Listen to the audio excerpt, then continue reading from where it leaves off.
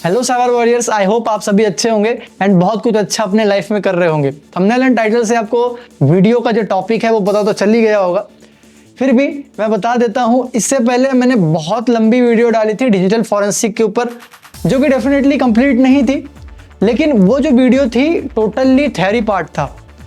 अब मैं इस वीडियो में कंप्लीटली आपको प्रैक्टिकल समझाने वाला हूँ, लेकिन हाँ बीच बीच में थोड़ा सा थ्योरी हो सकता है, जो कि मैं आपको तुरंत समझा दूंगा, कोई डाउट नहीं होना चाहिए उसमें।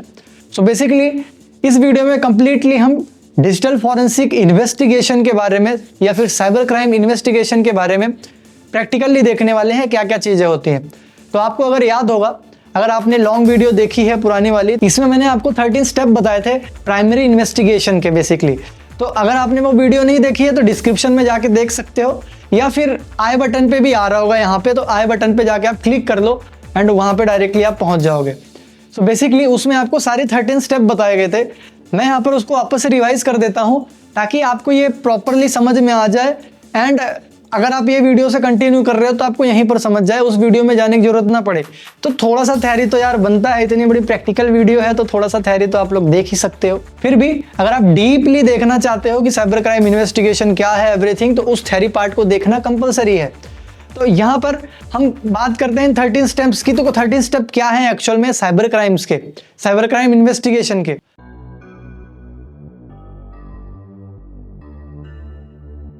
सो फर्स्ट स्टेप आपका यहाँ पर आता है साइबर क्राइम इन्वेस्टिगेशन का, जो कि primary cyber crime investigation step है।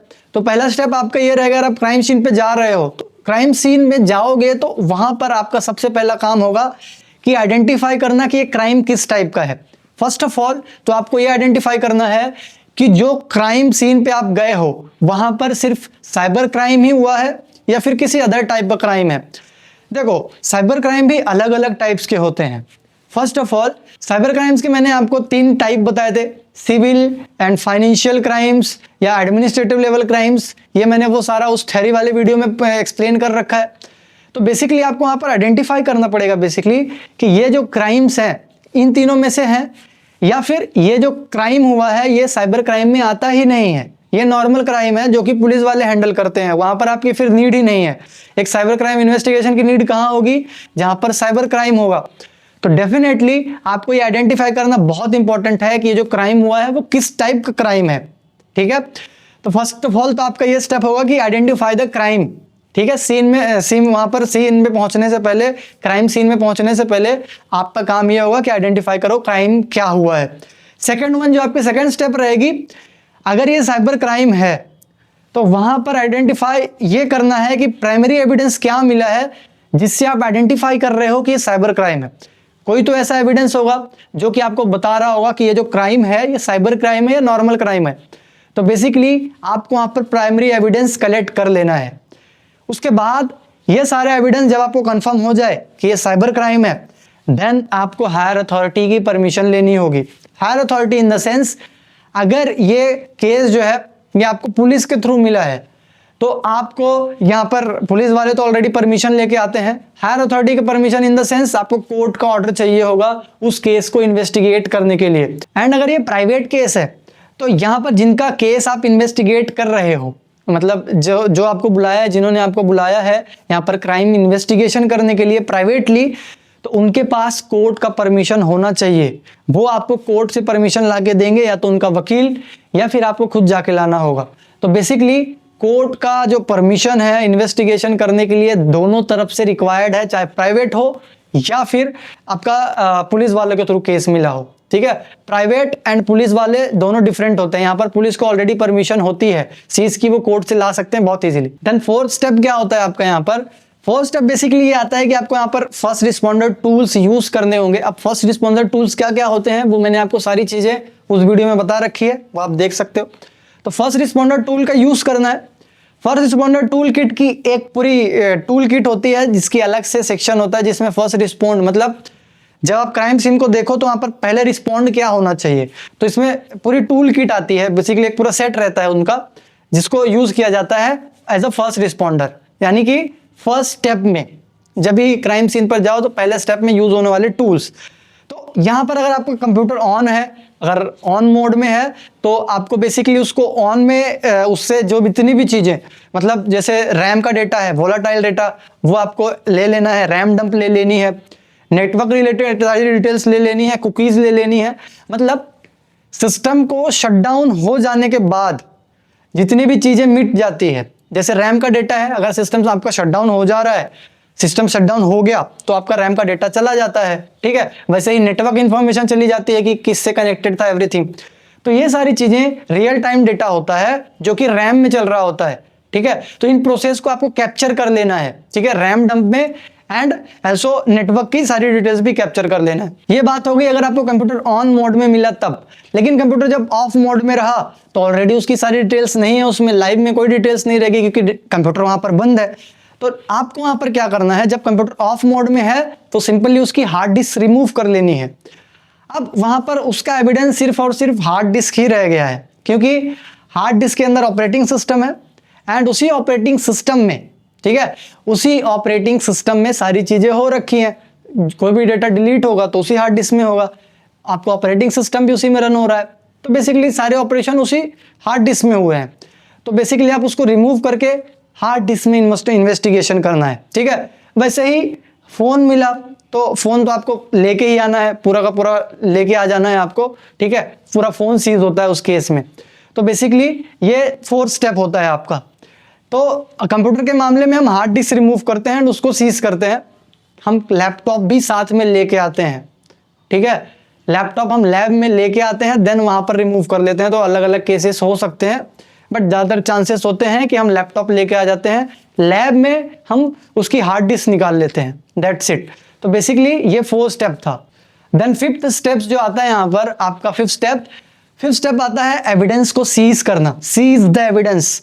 मतलब आपको अगर आपने हार्ड डिस्क निकाली है तो उसको एंटीस्टैटिक बैग में रख देना है, ठीक है, एंटीस्टैटिक बैग में रखना है। एंटीस्टैटिक बैग में आपके वो सारे इलेक्ट्रॉनिक डिवाइसेस आते हैं जिनको हमारे बॉडी के स्टैटिक चार्ज से नुकसान हो सकता है। जैसे आपका हार्ड डिस्क, ये हार्ड डिस्क जो है मैग्नेटिक फील्ड्स के थ्रू काम करता है, मैग्नेटिकली काम करता है, एंड हमारे बॉडी में स्टैटिक चार्ज होता है, स्टैटिक चार्ज से वो हार्ड डिस्क डैमेज हो सकते हैं, ठीक है।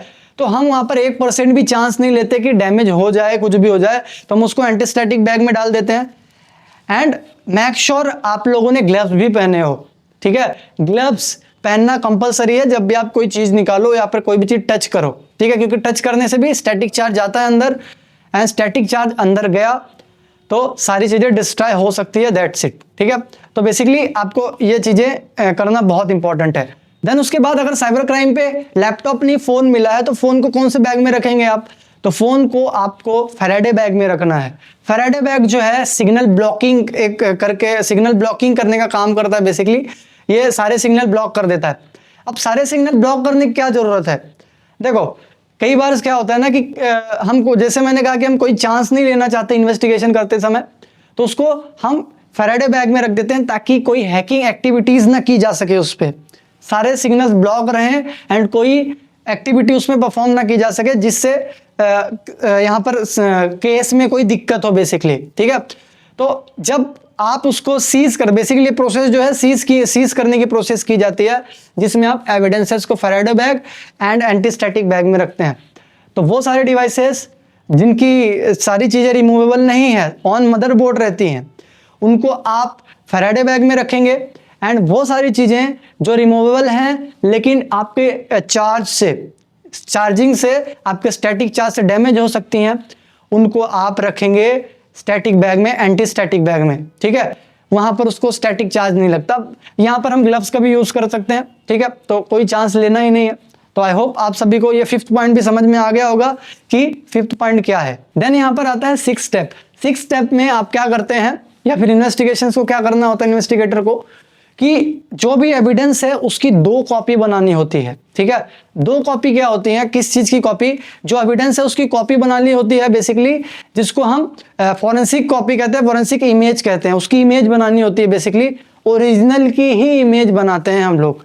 अब ये इमेज जो है एग्जैक्टली उस हार्ड डिस्क की इमेज होती है ये कोई ना तो कॉपी पेस्ट वाला कॉपी हो तो जो हम नॉर्मली करते हैं, बेसिकली इसको हम कहते हैं फॉरेंसिक इमेज। ये काफ़ी डिफरेंस होती है नॉर्मल जो हम कॉपी पेस्ट करते हैं उससे। यहाँ पर बिट बाय बिट कॉपी की जाती है। फॉर एग्जाम्पल यहाँ पर आपकी एक पेन ड्राइव है, तो उस पेन ड्राइव की A to Z सारी की सारी खाली जगह, जो खाली स्पेस रह जाती है, उसकी भी कॉपी आती है उसमें, ठीक है। मतलब एग्जैक्ट कॉपी, वो मैं आपको बना के दिखाऊंगा प्रैक्टिकली, अच्छे से समझ में आ जाएगा, ठीक है। तो काफ़ी अच्छी तरह से होता है ये, ठीक। इसीलिए तो यहाँ पर जो लॉ है उन इसको फॉलो करते हैं एंड जजेस इसको परमिशन देते हैं, क्योंकि काफ़ी अच्छी तरीके से मैनेजेबल होती हैं ये, एंड इंटीग्रिटी मेंटेन की जाती है इसमें, ठीक है। एंड इनके टूल्स नो डाउट बहुत महंगे होते हैं, ठीक है। तो ये 6 स्टेप में हम 2 बिट कॉपी स्ट्रिप बनाएंगे, दो कॉपी बनाएंगे, 2 कॉपीज बनाएंगे बेसिकली एविडेंस की कॉपी 2 क्यों बनाएंगे? एक बनाएंगे हम अपने एनालिसिस के लिए एंड दूसरी कॉपी हम देते हैं उसको जिसके पास से हमने ये जो एविडेंस है इसको जब्त किया है। तो ओरिजिनल एविडेंस एंड उसकी एक कॉपी होगी हमारे पास, एंड उसी की दूसरी कॉपी जो हमने क्रिएट की है वो होगी जिसके पास से, जिस यूजर के पास से हमने उसको जब्त किया है, सीज किया है बेसिकली उसके पास से। तो 6 स्टेप आपका ये था। देन 7th स्टेप में आपका ये आता है कि आप उसकी हैश वैल्यू जनरेट करोगे, जो भी एविडेंस है। हैश वैल्यू क्यों जनरेट करोगे? हैश वैल्यू जो बेसिकली एक का आप जनरेट कर लोगे, सभी की सेम ही आती है। तो हैश वैल्यू क्या होती है? हैश वैल्यू जो है यहाँ पर वो एज अ आइडेंटिटी काम करता है। आइडेंटिटी मतलब जैसे हमारी आइडेंटिटी क्या है? हमारी आइडेंटिटी हमारे Aadhaar card and PAN card, and जितने बार भी आप थंब लगाओगे कहीं पे भी, आप अपने नाम से 2 आधार कार्ड नंबर नहीं ले सकते, अपने थंब से 2 आधार कार्ड नंबर नहीं ले सकते। एग्जैक्ट ऐसे ही हर एक डिजिटल डिवाइस का एक हैश वैल्यू होता है, हर एक फाइल की एक हैश वैल्यू होती है जिसकी आइडेंटिटी इससे पहचान हो पाती है, ठीक है, जिससे उस डिवाइस की पहचान हो पाती है। तो बेसिकली एक तरह से कह सकते हो कि हम इनका आधार कार्ड नंबर निकालते हैं। लेकिन एक बात याद रखना, इसको काफ़ी अच्छे से किया जाता है। जो आपने कॉपी बनाया है एविडेंस की 2, उसकी एंड जो ओरिजिनल एविडेंस है उसकी, इन दोनों के हैश वैल्यू एक्यूरेट एक जैसे आएंगे, ठीक है, ना कुछ ऊपर ना कुछ नीचे। एंड अगर इस एविडेंस में कोई छेड़छाड़ हुई तो ये सारे हैश वैल्यूज ऑटोमेटिकली चेंज हो जाते हैं, ये हैश वैल्यूज टोटली चेंज हो जाते हैं। तो बेसिकली इस हैश वैल्यू को जनरेट करने के लिए हम कुछ एल्गोरिदम्स का यूज़ करते हैं। जैसे पहले MD5 यूज़ होता था जो कि बंद हो गया, अब यूज़ होता है SHA-1, SHA-256, ठीक है। तो बेसिकली ये एल्गोरिदम्स हैं इनको जनरेट करने के लिए, इसको भी हम प्रैक्टिकली देखेंगे स्टेप बाय स्टेप। देन उसके बाद हैश वैल्यू निकालने के बाद नेक्स्ट स्टेप आता है 8th स्टेप, जिसको कहते हैं हम लोग। 8th स्टेप में आपका होता है maintain chain of custody. Maintain chain of custody क्या होता है? इसमें आपको बेसिकली एक फॉर्म होता है, तो जो भी चीज़ें आपने प्रोसेस बाय प्रोसेस की है, जैसे आपने फर्स्ट ऑफ ऑल इतने बज के इतने मिनट में ये एविडेंस कलेक्ट किया, देन आपने किसी को हैंड ओवर किया, किसने उसको हैंड ओवर किया एंड किसने उसको लिया, किसके हाथ में दिया, बेसिकली सारी डिटेल्स टाइम टू टाइम लिखी जाती है। तो maintain chain of custody basically एक ऐसा पेपर होता है जिसके ऊपर सारी स्टेप्स होती हैं। ये एक पेपर होता है, ये पेपर आपको स्क्रीन पर दिख रहा होगा, ऐसे दिखता है बेसिकली ये पेपर, आप इसको देख सकते हो। तो इसमें टाइम, डेट, कौन सा ऑफिसर, किस ऑफिसर के हाथ में दिया गया है, आईडी क्या है, कॉन्टैक्ट नंबर क्या है उस ऑफिसर का, एवरीथिंग, सारी चीज़ें यहाँ पर लिखी जाती हैं इस मेंटेन चेन ऑफ कस्टडी में। बेसिकली यहाँ पर सारे स्टेप्स जो भी आपने फॉलो की है वो स्टेप बाय स्टेप लिखे होते हैं, किसके पास एविडेंस किया, कितने बजे गया, कहाँ पे इन्वेस्टिगेशन, एवरीथिंग। तो बेसिकली ये इन्वेस्टिगेशन के सारे स्टेप्स होते हैं मेंटेन चेन ऑफ कस्टडी जिसको हम कहते हैं। तो ये था आपका स्टेप 8 स्टेप जो कि मेंटेन चेन ऑफ कस्टडी था। एंड इस 8 स्टेप में सारी चीज़ें सिस्टमेटिकली लिखी जाती हैं, एवरीथिंग सिस्टमेटिकली नोट डाउन की जाती है, केस की डिटेल्स, जैसे कि मैंने ऑलरेडी बता दिया। अगला स्टेप जो आता है आपके यहाँ पर 9th step, transport the evidence to the lab. Basically आपको उस एविडेंस को लैब में ट्रांसपोर्ट करना है, लैब में लेके जाना है फॉर द एनालिसिस, एनालाइज करने के लिए। तो बेसिकली आपने क्राइम सीन पर जो सारी चीज़ें की वो तो आपको क्राइम सीन पर करना ही है, ठीक है, वहाँ पर आप कर सकते हो। अब ये चीज़ें जो है पुलिस वाले आपके पास लेके भी आ सकते हैं या फिर आपको क्राइम सीन पर इनवाइट भी कर सकते हैं लेटर भेज के इन्वेस्टिगेशन करने के लिए, ठीक है। तो बेसिकली ये सारी चीज़ें जो मैंने बताया 9th स्टेप में आपको क्या करना है, अगर आप खुद जा रहे हो तो 9 स्टेप आपको ये बताता है कि आपको वहाँ पर ये सारी चीज़ें करने के बाद ही आगे के जो पीछे के मैंने अभी 8 स्टेप बताए उन सबको फॉलो करने के बाद आपको लैब में वो एविडेंस लेके आना है। जब लैब में आप वो एविडेंस लेके आओगे तो लैब में उसको एनालाइज करना है। बेसिकली वहाँ पर देखना है कि केस रिलेटेड क्या डिटेल्स हैं उस एविडेंस में, चाहे वो फ़ोन हो, टैबलेट हो, चाहे वो किसी भी तरह का डिवाइस। अब क्या क्या एविडेंस हो सकते हैं ये मैंने वो वीडियो में मेंशन किया है ना, जो वीडियो थी मैंने उसमें मेंशन कर रखा है थ्योरी वाली अपनी, तो वहाँ पर आप जाके देख सकते हो। देन जब आपने एविडेंस यहाँ पर ट्रांसपोर्ट कर लिया है अपने लैब में, देन आपको वहाँ पर जो ओरिजिनल एविडेंस है ना उसको स्टोर कर देना है सिक्योर लोकेशन पे। जैसे मैंने कहा कि जो ओरिजिनल एविडेंस है, जो आपकी ओरिजिनल हार्ड ड्राइव है, उसको स्टोर कर देनी है कहाँ? सिक्योर लोकेशन पे। वो सिक्योर लोकेशन ऐसी होनी चाहिए कि जहाँ पर हर एक इंसान वहाँ पर न जा सके, ऑथराइज पर्सन के अंडर ही आती हो वो, या फिर एविडेंस मैनेजर जो है उसके पास आती हो जो एविडेंस मैनेज करता हो। तो बेसिकली वो जो एरिया हो वो काफ़ी ज़्यादा सिक्योर हो, CCTV लगे हो वहाँ पर, एंड ना तो ज़्यादा गर्म हो ना ज़्यादा ठंडा हो, तो इसको कहेंगे हम सिक्योर एरिया। ठीक है, ना कोई एक्सेस कर सके उस एरिया को विदाउट परमिशन, तो बेसिकली इसको सिक्योर एरिया कहेंगे हम लोग। तो उस सिक्योर एरिया में आपको ओरिजिनल एविडेंस रख देना है। देन अब ओरिजिनल एविडेंस आपने रख दिया तो आप एनालाइज किस पे करेंगे? तो जाहिर सी बात है आपने जो वहाँ पर 2 बिट स्ट्रीम कॉपी बनाई थी, 2 कॉपीज बनाई थी आपने, फॉरेंसिक कॉपी जिसको कहते हैं हम लोग, फॉरेंसिक इमेज जिसको कहते हैं हम लोग, उस इमेज की एक कॉपी आपने दिया था यूजर को जो कि विक्टिम था, सेकेंड कॉपी आपके पास रह गई थी, तो उसी कॉपी को आपको इन्वेस्टिगेट करना है, उसी कॉपी में आपको इन्वेस्टिगेट करना है बेसिकली, एंड उसी कॉपी में आपको सारी चीज़ें करनी है। वो कॉपी जो है एग्जैक्ट ओरिजिनल जो आपका एविडेंस है उसी के जैसा होगा, ओरिजिनल हार्ड डिस्क के जैसे ही होगी। अब आप सबके मन में ये क्वेश्चन होगा कि जो ओरिजिनल हार्ड ड्राइव हमारे पास अवेलेबल है तो हम उसमें इन्वेस्टिगेशन क्यों नहीं करते, हम कॉपी पे क्यों कर रहे हैं? तो जब अगर हम इन्वेस्टिगेशन करते हैं, ठीक है, और हमसे वहाँ पर कोई मिस्टेक हो जाती है, कोई गलती हो जाती है, या फिर कुछ भी हो सकता है, हमारे कंप्यूटर में वायरस हो, एवरीथिंग कुछ भी हो सकता है, तो अगर ओरिजिनल वाली डैमेज हो गई तो हमारी सारी जो मेहनत है वो चली जाएगी, केस में काफ़ी फ़र्क पड़ जाएगा। केस वो बेसिकली इन्वेस्टिगेटर का जो काम है यहाँ पर काफ़ी सेफली करना है। अगर यहाँ पर जितनी भी गलतियाँ हैं वो माफ़ नहीं की जाती हैं, ठीक है। अगर केस रिलेटेड कोई गलती आपसे हो गई है तो वो सारी की सारा ब्लेम आपके ऊपर आएगा एंड उसकी आपको पनिशमेंट भी होगी, ठीक है, क्योंकि जो यहाँ पर जिसने भी आपको ये केस दिया है वो किसी ना किसी भरोसे पे दिया है, एंड अगर आप वो नहीं कर पाते तो जजेस के थ्रू कोर्ट से आपको पनिश भी किया जाएगा, ठीक है। आपके ऊपर केसेस भी चलते हैं, ऐसे नॉर्मली बहुत सारे केसेस हो चुके हैं। तो बेसिकली हम ओरिजिनल एविडेंस पे इसीलिए नहीं इन्वेस्टिगेट करते ताकि उसमें कोई गलती से भी एक कुछ चेंज ना हो जाए। एक ओरिजिनल एविडेंस हम सिर्फ जज के सामने लेके जाते हैं, जज के सामने प्रेजेंस करते हैं, एंड बाकी सारी चीज़ें जो होती है वो कॉपी के ऊपर होती है, कॉपी एविडेंसेस के ऊपर होती है, ओरिजिनल के ऊपर डेफिनेटली नहीं होती, कभी नहीं होती, ठीक है। तो इसीलिए हम इन्वेस्टिगेशन नहीं करते। बहुत सारे उसके कह सकते हो बहुत सारे रीजंस हैं, जैसे कि उसमें डैमेज हो सकता है, ठीक है, सेकेंड वन हमारे कंप्यूटर में वायरस आ सकता है, ठीक है, एंड बहुत सारे रीजंस आप सोच सकते हो इसमें, ठीक है, बहुत सारे रीजंस हैं इसके। अगर मैं उस रीजंस की वीडियो बनाने जाऊँ तो 2 घंटे की वीडियो वही बन जाएगी, तो ऊपर ऊपर का मैंने बता दिया। तो बेसिकली इस रीजन से उसको हम ओरिजिनल वाला इन्वेस्टिगेट नहीं करते, जो कॉपी है उस पर इन्वेस्टिगेशन करते हैं। सो आई होप आप सभी को ये स्टेप भी समझ में आ गया होगा। देन उसके बाद आपको फॉरेंसिक रिपोर्ट जनरेट करनी है। फॉरेंसिक रिपोर्ट को जनरली हम 65B रिपोर्ट के नाम से जानते हैं, जो कि इलेक्ट्रॉनिक एविडेंस एक्ट के अंदर आती है। तो इसको हम बेसिकली एक बहुत अच्छा फॉर्मेट होता है इसका, ठीक है।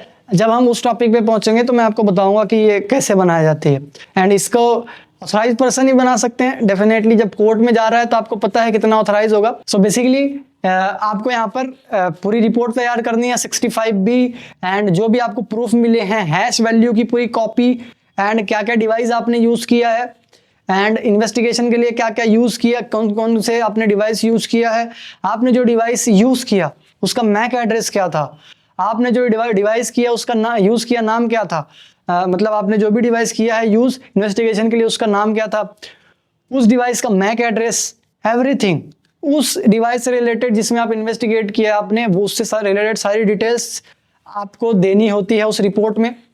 एंड उस रिपोर्ट में ये भी मेंशन होता है कि आपने कौन से टूल का यूज़ किया है इन्वेस्टिगेशन करने के लिए, ठीक है। एंड अगर आपने कमांड लाइन के थ्रू किया तो आप मेंशन करो कि हमने कुछ कमांड्स के थ्रू किया, आपको कमांड बतानी नहीं है, लेकिन हाँ आपको वहाँ पर मेंशन करना पड़ेगा मैंने ये कमांड्स के थ्रू इसको किया है, मैंने ये टूल्स यूज़ किए हैं। एंड वो सारे टूल्स लिस्टेड होने चाहिए फॉरेंसिक इन्वेस्टिगेटर के लिए। अगर आप कोई ऐसे टूल यूज़ कर रहे हो जो अवेलेबल ही नहीं है, जिसको गवर्नमेंट या फिर कोर्ट अलाउ ही नहीं कर रही है, तो वो रिपोर्ट मान्य नहीं की जाएगी, ठीक है, रिजेक्ट कर दी जाती है बेसिकली। तो यहाँ पर बहुत सारे टूल्स हैं जो कि इन्वेस्टिगेशन करने के लिए यूज होते हैं, जो कि मैं आगे आपको बताता रहूँगा। देन आपने जब आप ये रिपोर्ट आपने जनरेट कर ली है, तो ये रिपोर्ट आप दे सकते हो पुलिस वालों को जिन्होंने आपको ये केस दिया था। एंड अगर केस प्राइवेट है तो ये जो आपने रिपोर्ट तैयार की है ये आप अपने क्लाइंट को दे सकते हैं, उनके वकील को दे सकते हैं, ताकि वो कोर्ट में इसको प्रेजेंट कर सकें, ठीक है।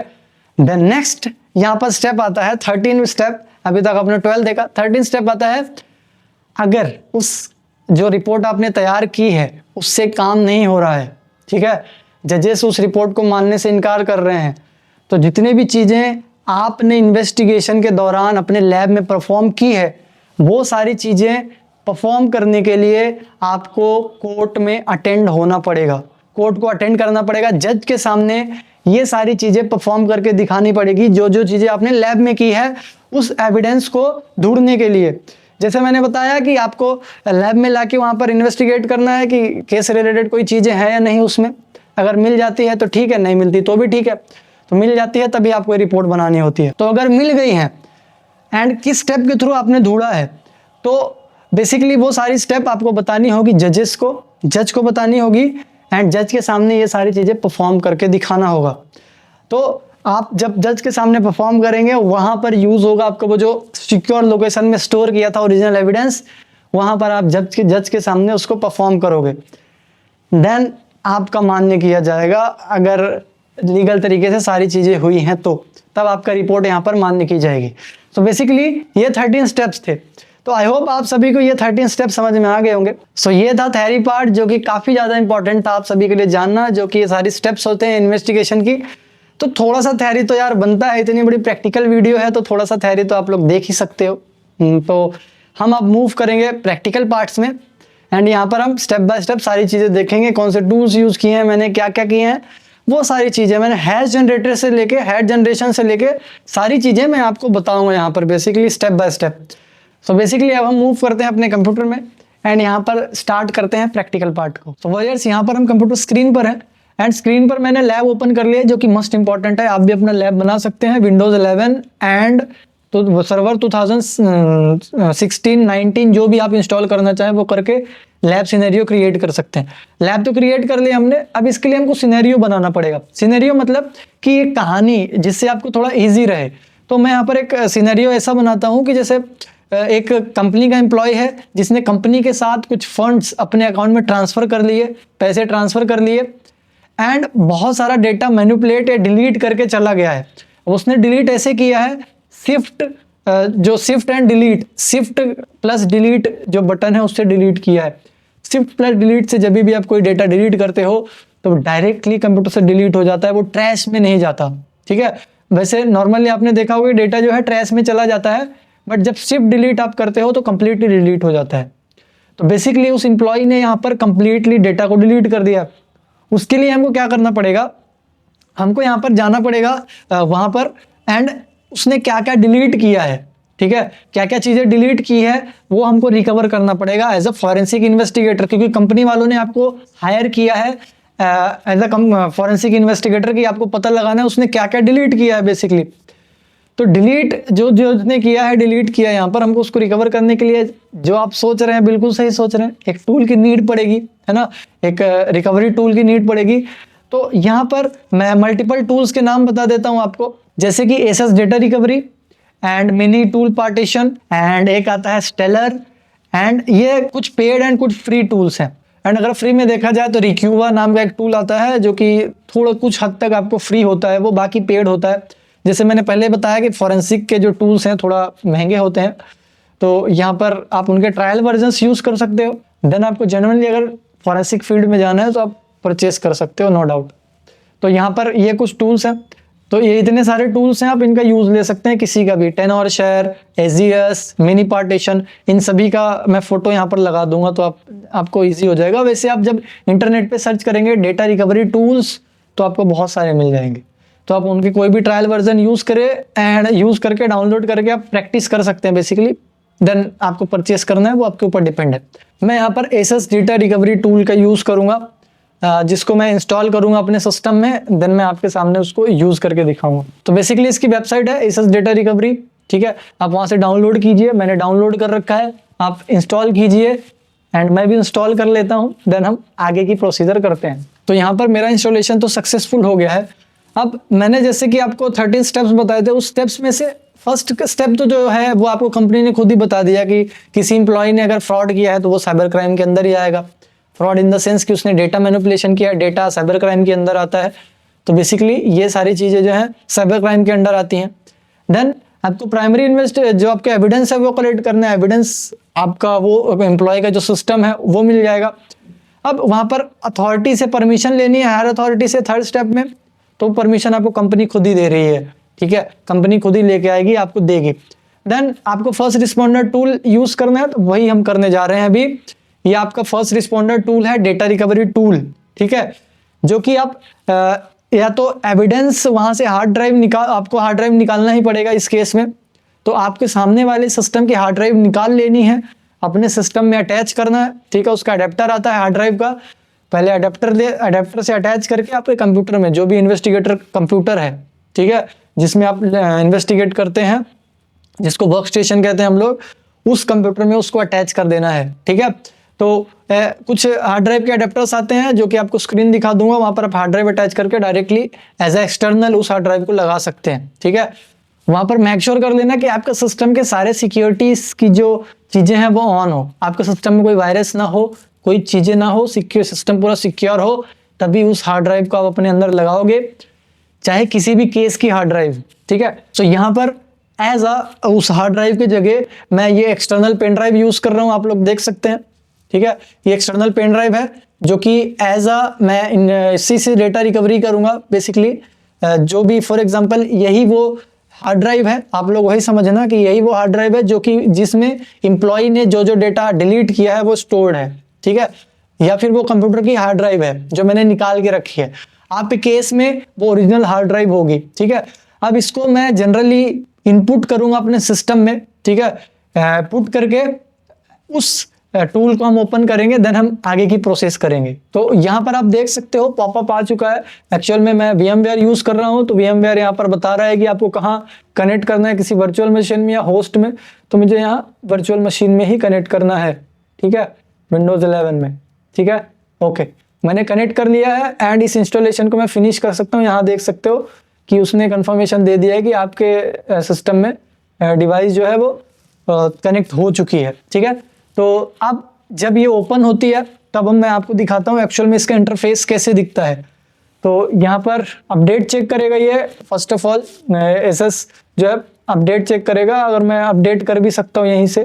तो बेसिकली ये जो एसएस डेटा रिकवरी टूल है जो अभी अपडेट हो रहा है, ये मैंने बेसिकली यहाँ पर ट्रायल वर्जन यूज़ कर रहा हूँ अभी मैं, ठीक है। ये पेड है टूल, ठीक है, इसका ट्रायल वर्जन यूज़ कर रहा हूँ एंड ट्रायल वर्जन आप भी यूज़ कर सकते हो फॉर प्रैक्टिस, देन आप परचेस कर सकते हो उसके ओरिजिनल वेबसाइट्स। तो यहाँ पर आप देख सकते हैं कुछ ऐसा इंटरफेस होता है इस डेटा रिकवरी टूल का, एसएस डेटा रिकवरी टूल का। एंड इसके अलावा जैसे मैंने कहा हर एक जो फॉरेंसिक टूल है बहुत ईजी होते हैं यूज़ करना एंड इनकी बेसिकली स्ट्रक्चर लगभग सेम ही होगा। आपको जब आप ओपन करोगे तो यहाँ पर सारा स्ट्रक्चर आपको दिखा देगा, जैसे यहाँ पर दिखा रहा है। तो यहाँ पर देखो ये एफ ड्राइव है, जैसे कि मैंने इंसर्ट किया तो दिखाया था उसने कि यही वाली ड्राइव है।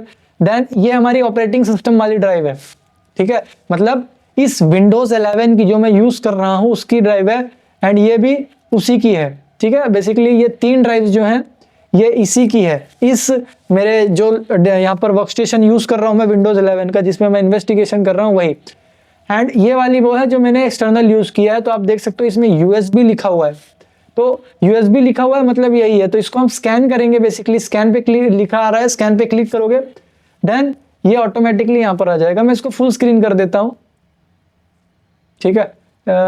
ओके, फुल स्क्रीन में एडजस्ट कर लिया उसने खुद को, एंड मैं इसको थोड़ा सा यहाँ से बड़ा कर देता हूँ। तो यहाँ पर देखो ये वो फाइल्स हैं जो कि आपके सिस्टम में प्रेजेंस हैं, एंड ऊपर में देखो एक अलग से फोल्डर ये बना रहा है जिसको बता रहा है ये डिलीटेड फाइल्स हैं बेसिकली। तो मैं यहाँ से इसको और बड़ा करता हूँ थोड़ा सा, ताकि कंप्लीट इंफॉर्मेशन मुझे मिल जाए, ठीक है। अब मुझे मेरे सारे फाइल्स का नाम प्रॉपरली दिख रहा है। तो यहाँ पर देखते हैं फर्स्ट डिलीटेड में, तो यहाँ पर लॉस्ट फाइल देखो, ये लॉस्ट फाइल में आपको सारे वो दिख जाएंगे। देखो ये एक फाइल है जो कि डिलीटेड है, एंड अदर ये स्कैनिंग कर रहा है। स्कैनिंग करने के बाद मैं आपको दिखाऊंगा कितनी चीज़ें आई है बेसिकली यहाँ पर, कितनी चीज़ें इसने यहाँ पर खुद से इसने डिलीटेड रिकवरी इसने की है, कितने डिलीटेड फाइल की। अब देखो हर एक टूल जो है खुद में अलग अलग काम करता है। तो बेसिकली जो आप पेड टूल लेते हो ना बहुत अच्छा काम करते हैं, फ्री वाले उतना नहीं करते, एंड कई बार तो फ्री वाले भी अच्छा काम करते हैं, जो पेड नहीं करते वो फ्री वाले कर देते हैं। तो बेसिकली आप अपने हिसाब से जा सकते हो, आप बहुत सारे टूल्स हैं आप ढूंढ सकते हो। तो इसकी स्कैनिंग हम चलने देते हैं, एंड स्कैनिंग के बाद हम मिलते हैं आपसे जैसे ये पूरा स्कैन हो जाएगा। जैसे यहाँ पर देख रहे हो अभी 28% इसने स्कैनिंग की है, ठीक है, ये 28% है। एंड यहाँ पर देख सकते हो पॉज भी कर सकते हो आप डेफिनेटली इसको। यहाँ पर जैसे आप परसेंटेज के पास ले जाओगे कर्सर, तो ये आपको ऑप्शन देगा कि आपको पॉज करना है, तो आप पॉज भी कर सकते हैं, ठीक है। तो यहीं पर क्लिक करके पॉज भी कर सकते हो आप यहाँ पे, ठीक है। एंड देन ये स्ट्रक्चर है आपका कुछ, तो यहाँ पर आपकी मोर फाइल्स हैं basically, Windows file everything, and deleted file अभी तक एक ही उसने रिकवर किया है, एंड 100% आने तक सारी डिलीटेड फाइल्स ही ये रिकवर कर लेगा अच्छे से कि क्या क्या इसने डिलीट किया था बेसिकली उस एम्प्लॉय ने, ठीक है, क्या क्या डिलीटेड है उस ड्राइव से। सो वॉरियर जैसे कि आप यहाँ पर देख सकते हैं इसने 100% स्कैनिंग कर ली है यहाँ पर, एंड स्कैनिंग करने से पहले देखो पूरा 100% इसने ला के दे दिया। एंड यहाँ पर कुछ अलग अलग फाइल्स आ रही है, मैं बताता हूँ इनका मतलब क्या है, ठीक है। ये फाइल्स हैं। अब मैं सबसे पहले आपको वहां पर ले चलता हूँ, हालांकि पहले ले चलना था बट कोई दिक्कत नहीं, मैं अभी ले चलता हूँ कि पहले इस फाइल में क्या क्या मतलब जो ड्राइव मैंने लगाई है उस सिस्टम की, जो मैंने दूसरे सिस्टम से लाया था इन्वेस्टिगेशन करने के लिए, कि उसमें ऑलरेडी क्या क्या प्रेजेंस है पहले से, वो देखते हैं हम लोग। तो मैं सिंपली यहाँ पर जाऊँगा, ठीक है। ये वॉल्यूम मैंने खोल रखा है, यहाँ पर देखो दो फाइल्स हैं यहाँ पर ऑलरेडी प्रेजेंस है, एंड यहाँ पर आप दिस पीसी में जाके यहाँ पर देख सकते हैं, ये देखो, ठीक है। ये देखो 2 ही फाइल प्रेजेंस है, एंड इसको मैं ओपन करने की परमिशन तो नहीं है हमारे पास, क्योंकि ये वॉल्यूम की इंफॉर्मेशन है। ये जो एफ ड्राइव है ये इसकी वॉल्यूम की इंफॉर्मेशन है, इसलिए हम उसको एक्सेस नहीं कर सकते, हमारे पास परमिशन नहीं है उसको एक्सेस करने की, दैट्स वाई हम उसको एक्सेस नहीं कर सकते हैं, ठीक है। अब यहाँ पर चलते हैं एसएस डेटा रिकवरी टूल में, ये क्या दिखा रहा है। यस, हमने वहां पर 2 फाइल देखा, इसने 3 दिखा रहा है। 3 क्यों दिखा रहा है, ये एग्जिस्टिंग फाइल है ये, ठीक है। तो यहाँ पर देखो पहले मैं आपको ये समझाता हूँ। देखो ये आपकी वॉल्यूम है जो आपने यहाँ पर सिलेक्ट की है, एंड यहाँ पर डिलीटेड फाइल्स है, एंड यहाँ पर लॉस्ट फाइल है। इन दोनों में फर्क क्या है? फर्स्ट ऑफ ऑल कि क्विक, यहाँ पर देखो एक क्विक स्कैन दिख रहा है, दूसरा एडवांस स्कैन दिख रहा है। 2 टाइप के स्कैन होते हैं इसमें, एक क्विक स्कैन एंड एक एडवांस स्कैन। क्विक स्कैन में बेसिकली क्या होता है कि जो टूल है ना, जब आप क्विक स्कैन करते हैं तो जो टूल है वो फास्टली जल्दी से स्कैन करके मतलब जल्दी से रिजल्ट आने के लिए फास्ट स्कैन करता है, जिसमें बहुत सारी चीजें छूट जाती है, ठीक है। तो वही कहते हैं ना जल्दी का काम शैतान का, वही तो इसमें बहुत सारी चीजें छूट जाती है क्विक स्कैन में। लेकिन जो एडवांस स्कैन है, एडवांस स्कैन में हर एक पॉसिबल फाइल्स वो ला के देता है, जितनी भी डिलीटेड फाइल्स हैं each and every deeply scan करता है, काफी डीपली, ठीक है। तो ये देखो एक डिलीटेड में सिर्फ एक ही फाइल आई है, जब उसने क्विक स्कैन किया तो एक ही फाइल है, एंड लॉस्ट जब एडवांस स्कैन किया उसने तो 9916 यहाँ पर फाइल्स, डिलीटेड फाइल्स लेके आया है, एंड यहाँ पर एग्जिस्टिंग फाइल्स जो कि पहले से प्रेजेंट है आपके उस ड्राइव में वो दिखा रहे हैं। अब देखो यहाँ पर लॉस्ट, एंड यहाँ पर देखो लॉस्ट जो भी फाइल्स हैं यहाँ पर वो हैं, ठीक है। ये सारे डिलीटेड फाइल्स हैं, ठीक है। एंड टैग्स पीडीएफ देखो, ये पीडीएफ डिलीट की गई है, ठीक है। तो यहाँ पर ये पीडीएफ डिलीटेड है। आप इसके अलग अलग सेक्शन में जा सकते हैं। एंड यहाँ पर देखो म्यूजिक्स है, एवरीथिंग, ठीक है, देख सकते हो बहुत सारे म्यूजिक्स हैं यहाँ पर। एंड यहाँ पर अब आपको ढूंढना है कि उसने क्या डिलीट किया है, ठीक है, मतलब क्या डिलीट किया है, कौन सी फाइल डिलीट कर दी है। कंपनी से पूछ लेना है कि अगर तुमको नाम पता हो, ठीक है, अदरवाइज आप अपने बिहाफ पे उसको देख सकते हो कि क्या नाम था उस फाइल का एंड क्या हो सकता है। बेसिकली आपको एक एक फाइल ओपन करके देखनी पड़ेगी एंड नो डाउट आप उसको देख भी सकते हैं, ठीक है। यहाँ पर देखो एक admin power point something slide है, यहाँ पर कोई हो सकता है यही प्रोजेक्ट हो, तो आप यहाँ पर प्रीव्यू भी देख सकते हैं, ठीक है। यहाँ पर ये प्रीव्यू भी दिखाता है। बेसिकली हो सकता है कि कई बार ट्रायल वर्जन्स पे प्रीव्यू ना दिखाए, लेकिन दिखाता है। तो आप क्या करोगे, यहाँ पर जैसे इसको रिकवर करना है तो आपको सिलेक्ट कर लेना है। हो सकता है ये आपका वो है जो भी उसने डिलीट किया है, ये है। एंड और भी देख लेते हैं, एक पीडीएफ है, फॉर एग्जांपल ये पीडीएफ है जो उसने डिलीट किया है, तो हमने 2 चूज कर लिए, ठीक है। अब मैं ज़्यादा चूज नहीं करूँगा क्योंकि स्टोरेज इशू ना आ जाए, इसलिए। तो सिंपली आपको जो भी रिकवर करना है उनको यहाँ पर टिक मार्क कर लेना है। ओवरऑल आप इंटायर फोल्डर या फिर इंटायर डिस्क, जैसे मुझे आर्टिस्ट जो है ना, यहाँ पर आर्टिस्ट, उसके पूरे के पूरे यहाँ पर ये करना है। आर्टिस्ट बेसिकली यहाँ पर आप समझ पा रहे होंगे कि हिमेश रेशमिया में लिखा हुआ है, गाने हैं बेसिकली, यहाँ पर सॉन्ग्स हैं बहुत सारे, ठीक है। ये देखो सारे सॉन्ग्स हैं जो कि आर्टिस्ट वॉइस हैं, आर्टिस्ट के हिसाब से वहाँ पर उसने लिस्ट किया हुआ है, जो डिलीटेड है, बहुत पुराना है, ठीक है। एंड इसके अंदर आप यहाँ पर देख सकते हैं। एंड आप इस इंटायर को पूरे फोल्डर को भी सिलेक्ट कर सकते हो। देखो यहाँ से ऐसे करोगे तो ये पूरा फोल्डर सिलेक्ट कर देगा पूरा, ठीक है। एक एक जाके करने की जरूरत नहीं है, ठीक है। जो भी लगता है आप पे काम का है आप उसको यहाँ पर सिलेक्ट करके यहाँ पर कर सकते हो। यहाँ पर देखो सारी चीजें मेंशन है, नाम है, यहाँ पर उसके साइज है, क्या फॉर्मेट है उसका, फॉर्मेट टाइप, एंड किस लोकेशन से है रिकवर किया जा रहा है, उस लोकेशन का यहाँ पर नाम है बेसिकली। तो आप ये सारी चीजें भी देख सकते हो। तो काफी एडवांस टूल्स होते हैं फॉरेंसिक के। एंड यहाँ पर एज इट इज आप देख सकते हैं कि फोटोज भी हैं कुछ, जिसको मैं क्लिक नहीं करूँगा, हो सकता है कुछ प्राइवेट फोटोज हो तो उनको मैं क्लिक करके दिखाऊंगा नहीं। एंड यहाँ पर और भी कुछ एप्पल के फ़ोन से ली गई फ़ोटो है, एंड ये कैनन कैमरे से ली गई फ़ोटो है, वो बता रहा है। एंड यहाँ पर बता रहा है कि कब की फ़ोटो है ये बेसिकली, ठीक है। तो यहाँ पर 2017 डेट भी बता रहा है टाइम के साथ, ठीक है। तो 2017 की डिलीटेड फाइल है। आप सोच सकते हो अभी आज की डेट जो मैं वीडियो रिकॉर्ड कर रहा हूँ, ये आज की है 10 तारीख, ठीक है, जनवरी 10 तारीख 2025। एंड ये 2017 की फ़ोटो है, देख सकते हो आप। 2017 कई सालों पुरानी फोटो है, फिर भी इसने रिकवर कर लिया, ठीक है।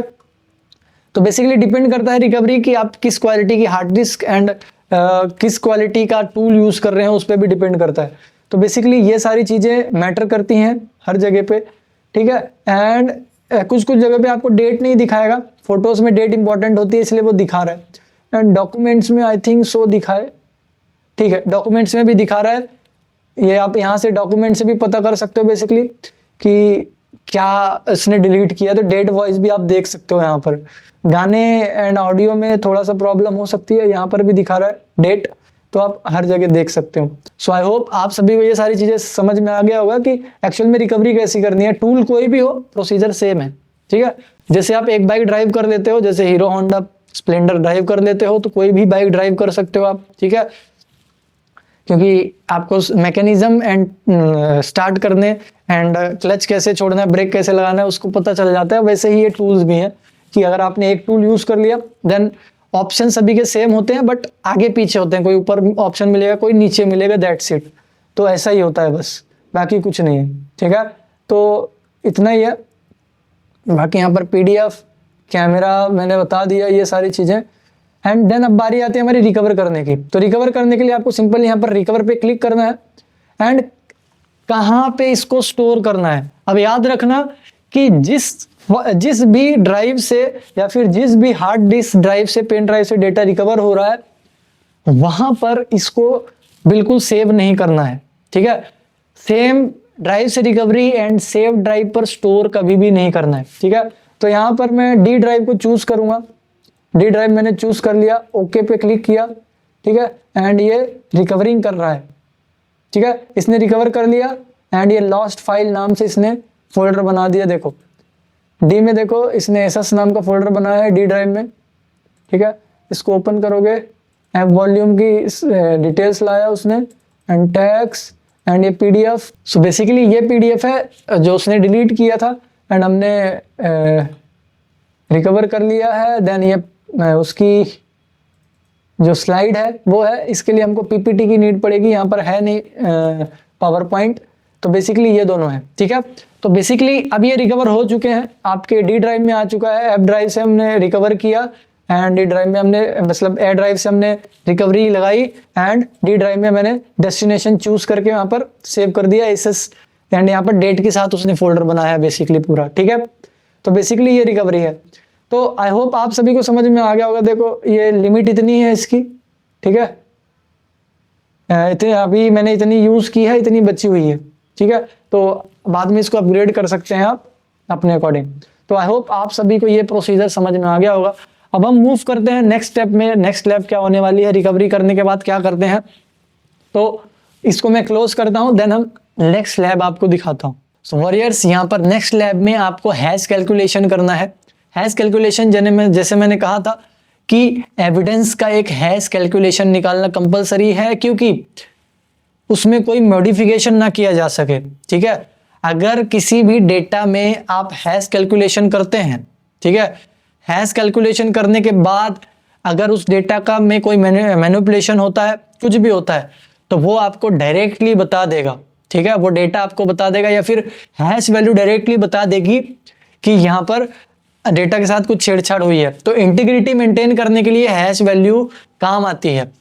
सेकेंड वन, कोई भी फाइल जो कि इनक्रिप्टेड है या फिर कोई ऐसी फाइल जो कि इन्फेक्टेड है बेसिकली, ठीक है, उनकी हैश वैल्यू डिफरेंट आती है एंड इन्फेक्टेड फाइल्स की हैश वैल्यू से आप पता कर सकते हैं, या फिर किसी भी फाइल के हैश वैल्यू से आप पता कर सकते हैं कि वो फाइल इन्फेक्टेड है या फिर नॉर्मल है, यानी उसके अंदर कोई वायरस है या नहीं है। तो यहाँ पर मैंने दो तरीके की फाइल बताई, एक नॉर्मल फाइल एंड एक इन्फेक्टेड फाइल। हम ये दोनों प्रैक्टिकल करेंगे। इन्फेक्टेड फाइल का भी यहाँ पर हम लेंगे hash value and normal file, लेकिन फर्स्ट ऑफ ऑल यहाँ पर हम पता करेंगे कि हैश वैल्यू कैलकुलेट कैसे करते हैं किसी भी चीज की। तो यहाँ पर जैसे अभी हमने वो दो निकाले थे, ठीक है, वो दो हमने रिकवरी किए, तो वही हमारे एविडेंस है, हम उसका कैलकुलेट करेंगे hash value basically. And other hand जब आप रियल लाइफ केस में रहोगे तो ओवरऑल पूरे हार्ड ड्राइव की हैश वैल्यू निकाली जाती है, पूरे हार्ड ड्राइव की हैश वैल्यू वहां पर लिखी जाती है, या फिर आप पर्टिकुलर एक डेटा की भी हैश वैल्यू निकाल सकते हो, ठीक है। एंड हम आगे चलते चलते आपको समझ जाएगा किस किस चीजों की कहाँ हैश वैल्यू आपको निकालनी है। तो फर्स्ट ऑफ ऑल यहाँ पर मैं आपको बता दूं कि हैश वैल्यू कैलकुलेशन करने के लिए मैं यहाँ पर हैश कैल्क टूल नाम, यहाँ पर टूल का नाम है, यहाँ पर जैसे कि आप देख सकते हो हैश कैल्क ये टूल का नाम है, जहां पर मेरा कर्सर आपको दिख रहा होगा। यहां पर इस टूल का यूज ले रहा हूं मैं हैश कैलकुलेशन के लिए। तो सिंपली बहुत सिंपल है, आपको यहाँ पर देखो डबल क्लिक करना है, ये ओपन हो जाएगा। बाकी ये टूल्स जो हैं इनकी लिंक मैं आपको डिस्क्रिप्शन में दे दूंगा। डिस्क्रिप्शन में पॉसिबल नहीं है तो एक्चुअल में गाइडलाइंस है, तो जाहिर सी बात है यहाँ पर बहुत सारी चीजें हम डिस्क्रिप्शन में मेंशन नहीं कर सकते। तो एक काम कर सकते हैं आप, हमारा टेलीग्राम चैनल है एंड व्हाट्सएप चैनल है, तो डिस्क्रिप्शन में ही लिंक मिल जाएगी, वहां पर ज्वाइन कर लीजिए। मैं ये सारी चीजें वहां पर आपको उनकी लिंक्स डाल दूंगा, तो आप इजीली वहां से एक्सेस कर सकते हैं, ठीक है। तो आप वहां पर इजीली एक्सेस कर पाएंगे एंड इजीली डाउनलोडेबल कर पाएंगे। वहां पर मैं एक पीडीएफ डाल दूंगा जहां पर इन सारे टूल्स की लिंक मिल जाएगी आपको, ठीक है। तो बेसिकली इसका इंटरफेस देख सकते हैं आप, कुछ ऐसा है, ठीक है। एंड मैं इसको थोड़ा बड़ा करना चाहूँ तो यहाँ से मैं बड़ा कर सकता हूँ, जिससे आपको थोड़ा सा अच्छे से विजिबल हो, ये ठीक है। ये इसका स्ट्रक्चर है कुछ ऐसा, ठीक है। देन आप यहाँ पर देख सकते हो, फर्स्ट ऑफ ऑल यहाँ पर डेटा फॉर्मेट, आप जो फाइल यहाँ पर अपलोड करोगे वो किस टाइप की होगी, वो फाइल है, टेक्स्ट नेम में है, या फिर हेक्साडेसिमल वैल्यू है उसकी। तो बेसिकली सिंपली हम अगर जब कोई भी फोटो अपलोड करनी हो, कोई पीडीएफ एवरीथिंग अपलोड करनी हो, तो वहां पर फाइल चूज करोगे आप लोग, ठीक है। एंड उसके बाद आप नीचे देख सकते हो ये एचमैक है, ठीक है, एचमैक बेसिकली ये यहाँ पर आपको एचमैक जैसे क्लिक करोगे, देखो बहुत सारे एल्गोरिदम यहाँ से हट जाते हैं एंड यहाँ पर आपको टाइप करने का, की टाइप करने का ऑप्शन आता है। एच मैक बेसिकली ये कह सकते हो इंटीग्रिटी मेंटेन और भी सिक्योरिटी लेवल पे इंटीग्रिटी मेंटेन करने का तरीका है। यहाँ पर जब ये आप की सेट कर दोगे तो ये बेसिकली की प्रोटेक्टेड हो जाएगा, ठीक है। जैसे मैं कोई भी की है यहाँ पर सेट कर सकता हूँ अपने हिसाब से, जब हम करेंगे वो मैं बताता हूँ आपको बेसिकली यहाँ पर क्या काम है इस एचमैक का। वैसे आप इसके फुल फॉर्म से भी समझ सकते हो। बेसिकली एचमैक का जो फुल फॉर्म होता है वो हैश मैसेज ऑथेंटिकेशन कोड होता है। बेसिकली एक मैसेज होता है जो कि ऑथेंटिकेट करता है बेसिकली, ठीक है, या फिर कह सकते हो कि वेरीफाई करने के लिए और अच्छा रिलायबल होता है, ठीक है। तो आप एचमैक के थ्रू भी कर सकते हो। एंड हाँ, एचमैक में जैसे ही आप एचमैक क्लिक करोगे एंड नॉर्मल जो हैश वैल्यू है वो दोनों डिफरेंट आती है, ठीक है। इसके एग्जांपल के लिए मैं आपको दिखाता हूँ। फॉर एग्जांपल मैं विदाउट एचमैक यहाँ पर लेता हूँ। चलो एचमैक मैंने एक्सप्लेन कर दिया, उसके बाद ये एक्सप्लेन करने के बाद हम डेमो करते हैं, ठीक है। एंड इसके बाद यहाँ पर आप देख सकते हो ये सारी हैश एल्गोरिदम्स हैं, ठीक है। MD5, MD4, SHA-1, SHA-52, 56, ठीक है। तो यहाँ पर ये सारे जो है ना ये हैश एल्गोरिदम्स हैं जो कि हैश वैल्यू को जनरेट करने का काम करते हैं बेसिकली। एंड इन्हीं अब MD5, MD4 ये यूज नहीं होता, SHA-1, SHA-2, 56 ये सारी चीजें यूज होती हैं।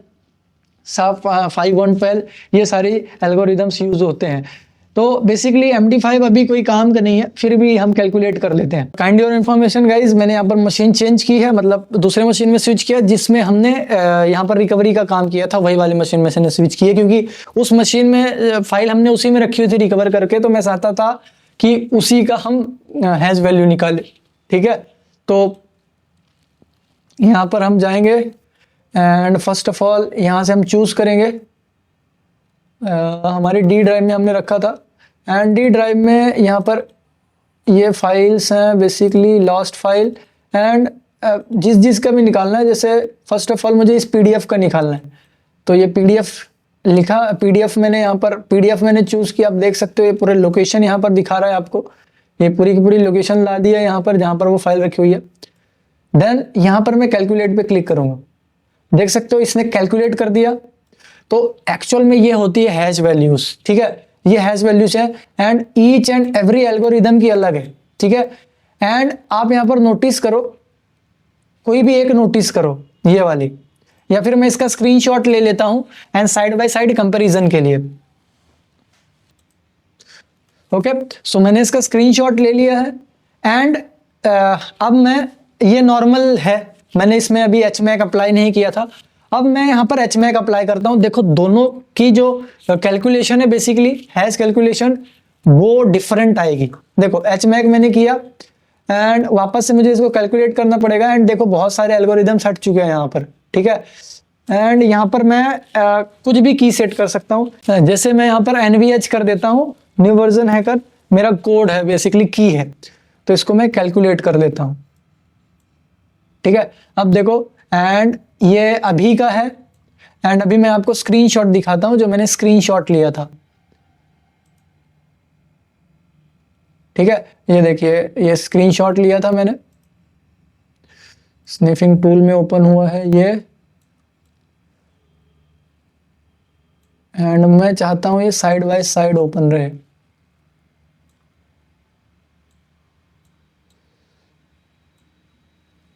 एंड अदर हैंड ये वाला अभी जो हमने कैलकुलेट किया है।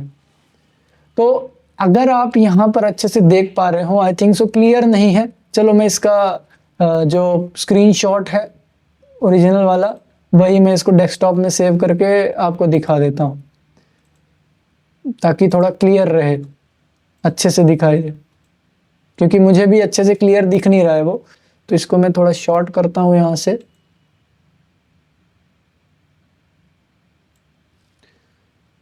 एंड ये मैंने शॉर्ट कर दिया, जितना मुझे दिखना चाहिए उतना ही मैंने रखा है। देन इसको मैं मिनिमाइज करता हूँ एंड यहाँ पर आप देख सकते हैं स्क्रीनशॉट, ये देखिए आप साइड बाय साइड रखते हैं, ये ओरिजिनल। एंड यहाँ पर आप देख सकते हैं मैंने साइड बाय साइड रखा है दोनों को।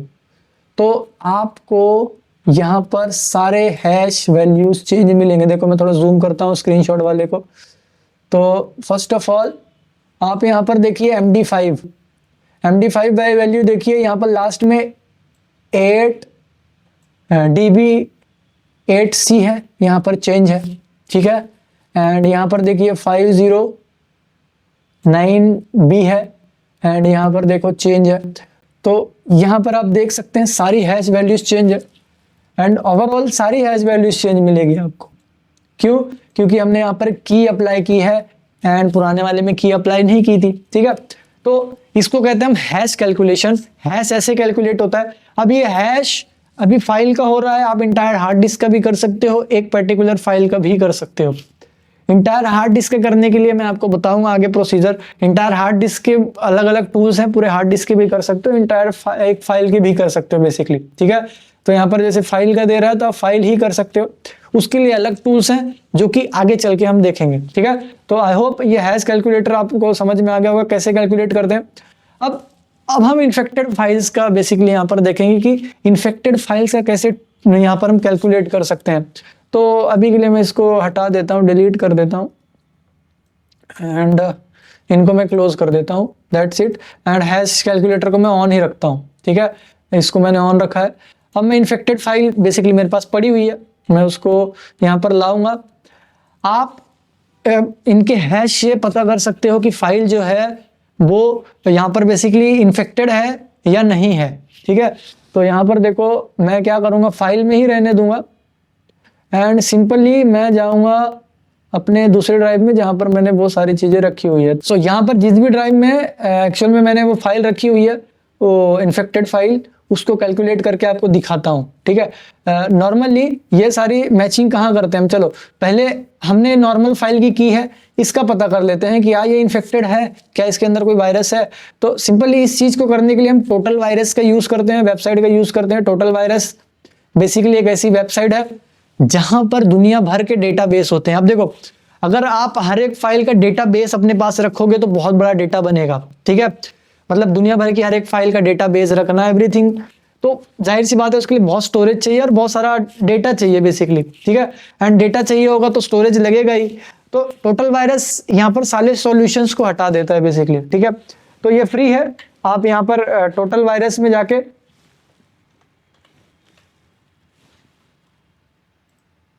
ठीक है, ये टोटल वायरस की वेबसाइट है, सॉरी वायरस टोटल नाम है इसका, मैं टोटल वायरस उल्टा बोल रहा था। तो यहाँ पर जो वायरस टोटल है ये बेसिकली ये भी हैश बेस्ड कैलकुलेशन ही करता है।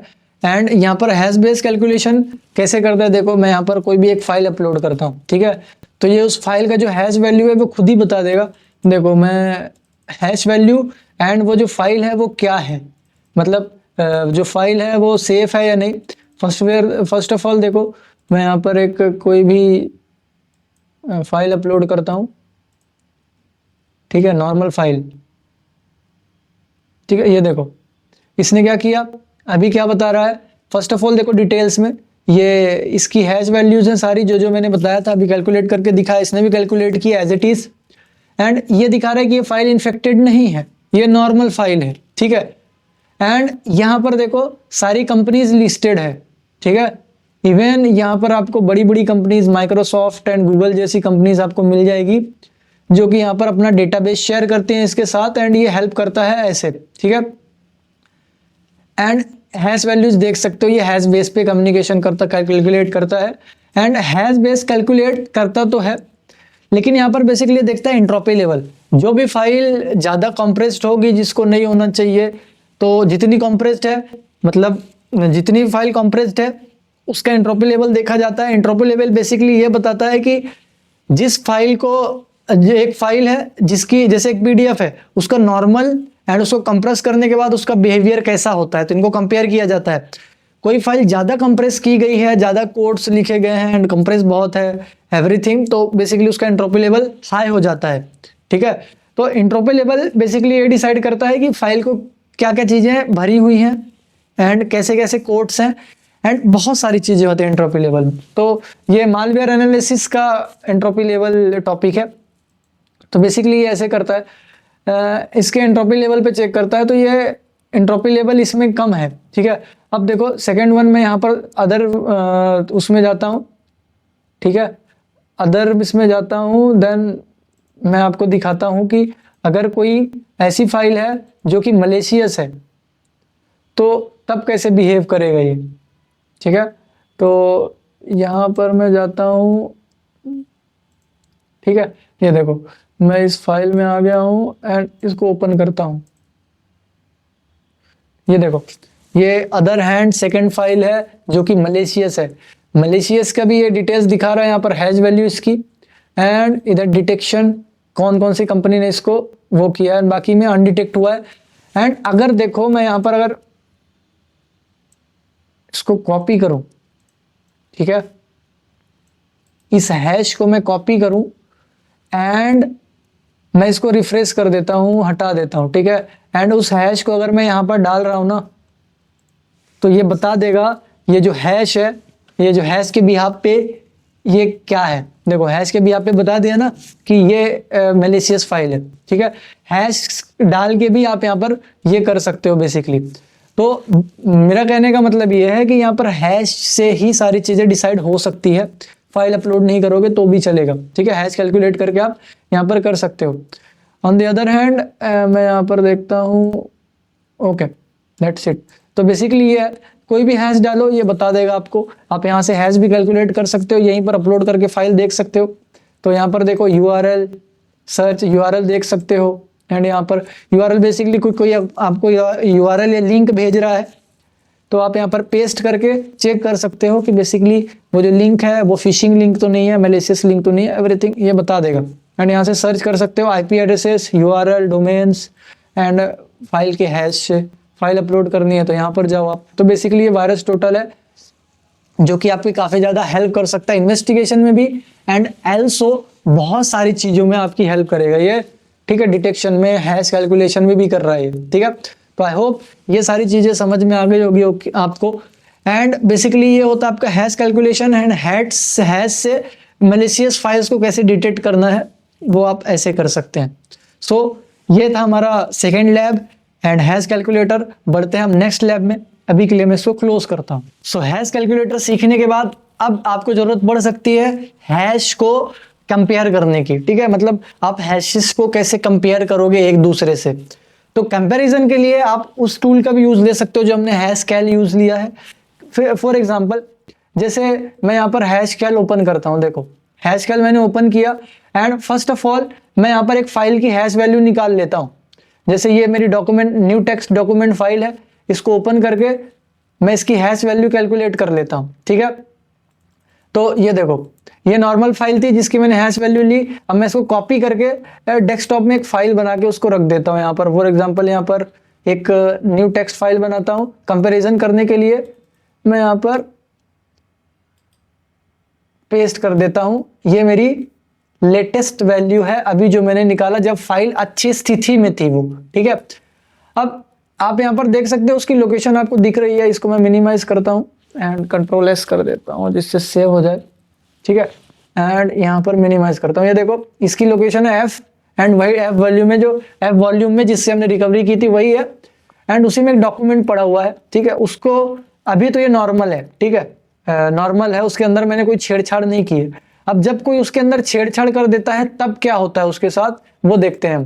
देखो ये डॉक्यूमेंट था एंड इसके साथ जैसे यहाँ पर कुछ वैल्यूज लिखी हुई है डी डी डी, तो मैं यहाँ पर क्या करता हूँ एक डॉट लगा देता हूँ, ठीक है। डी डी के बाद एक डॉट लगा देता हूँ, देन सेव एंड इसको मैं क्लोज कर देता हूँ, ठीक है। इसको क्लोज एंड वापस से मैं इसका हैश कैलकुलेट करूंगा।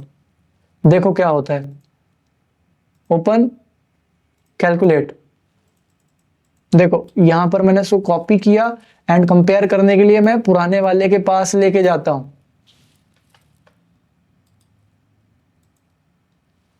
चेंज है पूरा पूरा हैश वैल्यू चेंज है यहाँ पर।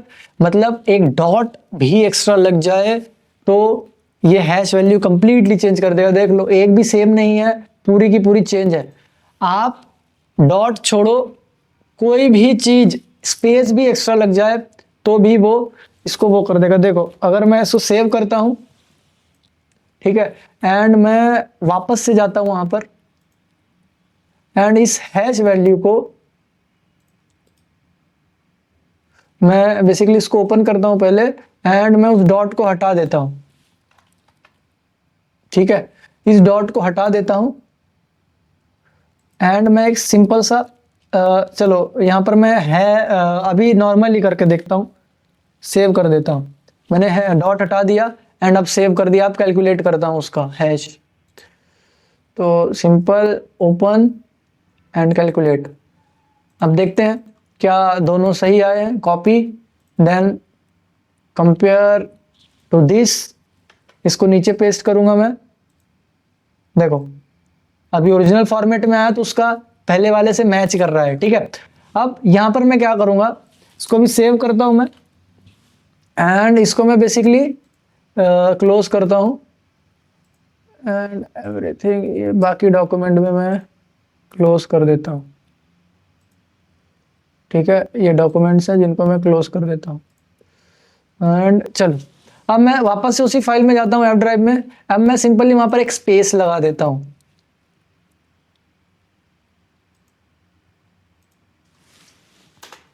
स्पेस लगाया एंड सेव। स्पेस लगाना देखते हैं क्या होता है। यहां पर ओपन एंड कैलकुलेट, कॉपी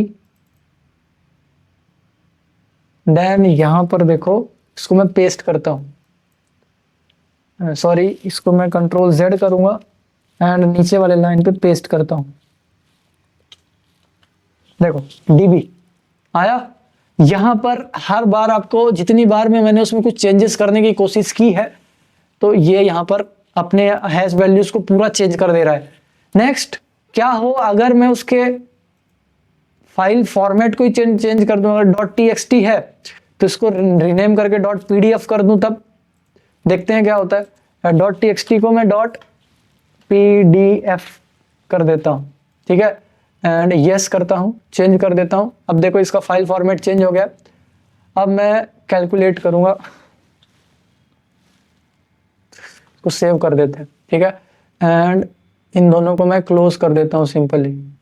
ठीक है, अब देखो यहां पर मैं जाता हूं एंड उस जिसको हमने अभी फाइल एक्सटेंशन चेंज किया उसको ओपन करता हूं, कैलकुलेट करते हैं, कॉपी करते हैं हैश को। देखो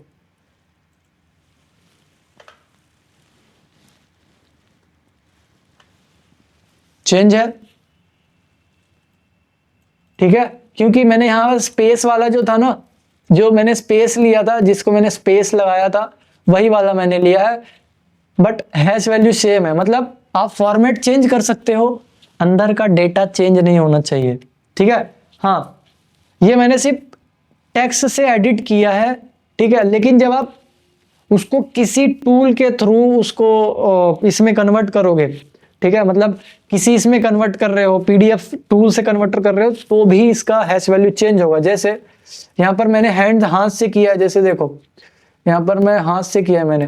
ठीक है, अगर मैं इसको फॉर एग्जांपल रीनेम कर दूं, वापस से रीनेम करता हूं, समझो यहाँ पर थोड़ा सा ध्यान देना।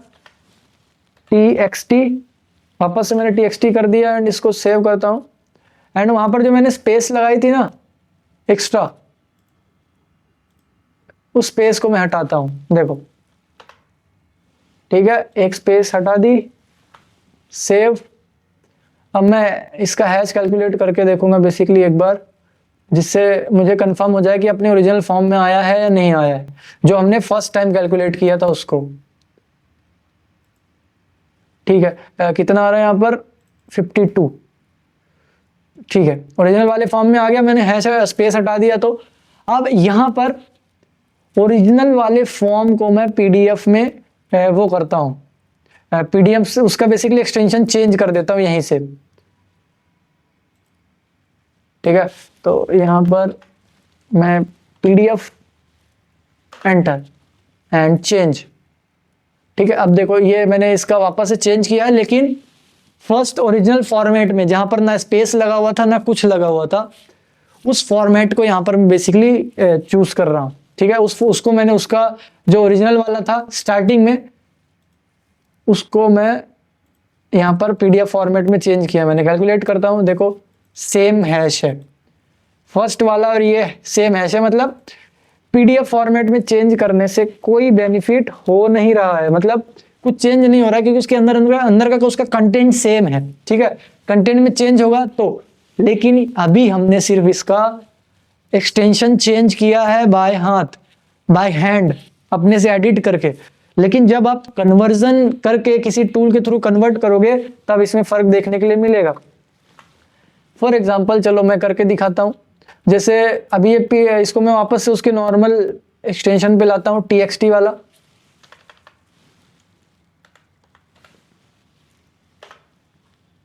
यस, ठीक है। अब यहां पर मैं अपना कोई भी ब्राउजर खोल लूंगा एंड यहां पर टेक्स्ट टू पीडीएफ कन्वर्टर, कोई भी एक टूल पे जा सकते हो आप लोग। मैं यहां पर कोई भी एक कर लेता हूं, जैसे ये, एंड यहां पर मैं उस फाइल को अपलोड कर दूंगा।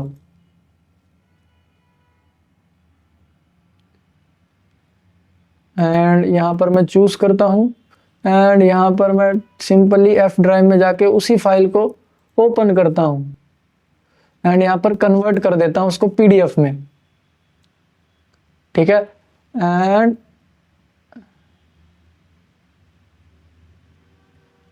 ये थोड़ा सा कन्वर्ट होने में टाइम लेगा एंड कन्वर्ट होने के बाद मैं इसका हैश कैलकुलेट करता हूं। देखो डिफरेंट आएगा। डाउनलोड करते हैं, ठीक है। इसने डाउनलोड कर दिया, देख सकते हो यहाँ पर। अब ये कहाँ पर मिलेगा, चलो इसका लोकेशन देख लेते हैं। ये हमारे डाउनलोड फोल्डर में है अभी, ठीक है। तो डाउनलोड फोल्डर में जाके मैं उसका हैश कैलकुलेट करता हूँ। देखो यहाँ पर मैं गया एफ डाउनलोड्स में एंड ये रही हमारी वो पीडीएफ जो हमने डाउनलोड किया। अब देखो कैलकुलेट करो, डिफरेंट हैश आया। कंपेयर करने चलते हैं वापस एंड यहां पर मैं इसको मिनिमाइज करूंगा एंड मैं वापस से इसको खोल लेता हूं, इसी फाइल को। देखो डिफरेंट है। तो बेसिकली जब आप हाथ से एक्सटेंशन चेंज करोगे तो कोई बड़ा फर्क नहीं पड़ेगा, उसके हैश में कोई फर्क नहीं पड़ रहा है। लेकिन कोई टूल के थ्रू जब आप कन्वर्ट करोगे तो बेसिकली उसका मेटा डेटा चेंज हो रहा है, ठीक है। फाइल का मेटा डेटा चेंज हो रहा है। Meta data in the sense कि उसको दूसरे टूल में अपलोड किया गया, देन डाउनलोड किया गया, तो इतने प्रोसेस में उसका मेटा डेटा चेंज हो गया। तो बेसिकली ये ऐसे काम करता है। आप एक्सटेंशन चेंज कर दोगे चलेगा, लेकिन उसकी किसी टूल के थ्रू नहीं कन्वर्ट होना चाहिए, तो उसका हैश वैल्यू नहीं तो चेंज हो जाएगा। एंड इसको जब हम हाथ से कन्वर्ट करते हैं तो उसकी कन्वर्जन, जब उसकी हम मैनिपुलेट करते हैं बेसिकली उसके एक्सटेंशन को, जैसे मैंने टेक्स्ट पीडीएफ कर दिया, तो इसको पहचाना जा सकता है इजीली टूल्स के थ्रू, जो कि हम आगे देखेंगे। तो आई होप ये कन्वर्जन समझ में आ गया होगा। अब देखो ये नॉर्मली मैंने अलग अलग उससे किया, बेसिकली एक टूल है जिसको मैंने बार बार किया। ऐसे ही कंपेयर के लिए एक टूल आता है जिसको मैं यहाँ पर दिखाता हूँ। सो उस कंपैरिजन के लिए यहाँ पर जो टूल का नाम है MD5 कैलकुलेटर नाम है उसका बेसिकली। सो यहाँ पर मैंने MD5 जो कैलकुलेटर है उसको इंस्टॉल कर लिया है। आप भी कैलकुलेटर इंस्टॉल कर सकते हैं। आपके अगर टेलीग्राम पे हो वहाँ पर लिंक डाल दूंगा, या फिर आप ब्राउजर में डाल के डाल सकते हैं। तो यहाँ पर मैंने ऑप्शंस पे क्लिक किया तो यहाँ पर MD5 कैलकुलेटर ओपन हो जाएगा। बेसिकली इसका वो नहीं बनता, होम पे कोई इसका शॉर्टकट नहीं बनता, ना इसका आइकॉन दिखता, डायरेक्टली ऐसे ओपन होता है, ठीक है। तो देखो इसने इसका हैश वैल्यू डाउनलोड यहाँ पर कैलकुलेट कर लिया है, ठीक है। इसकी अब एक तो ये कंपैरिजन का ऑप्शन है, बेसिकली ये साइड बाय साइड कंपेयर कर देगा। देन सेकेंड, यहाँ पर मैंने सारी हैश वैल्यूज निकाल के रखी हुई है इसकी, ठीक है। सारी हैश वैल्यूज मैंने इसकी निकाल के रखी हुई है।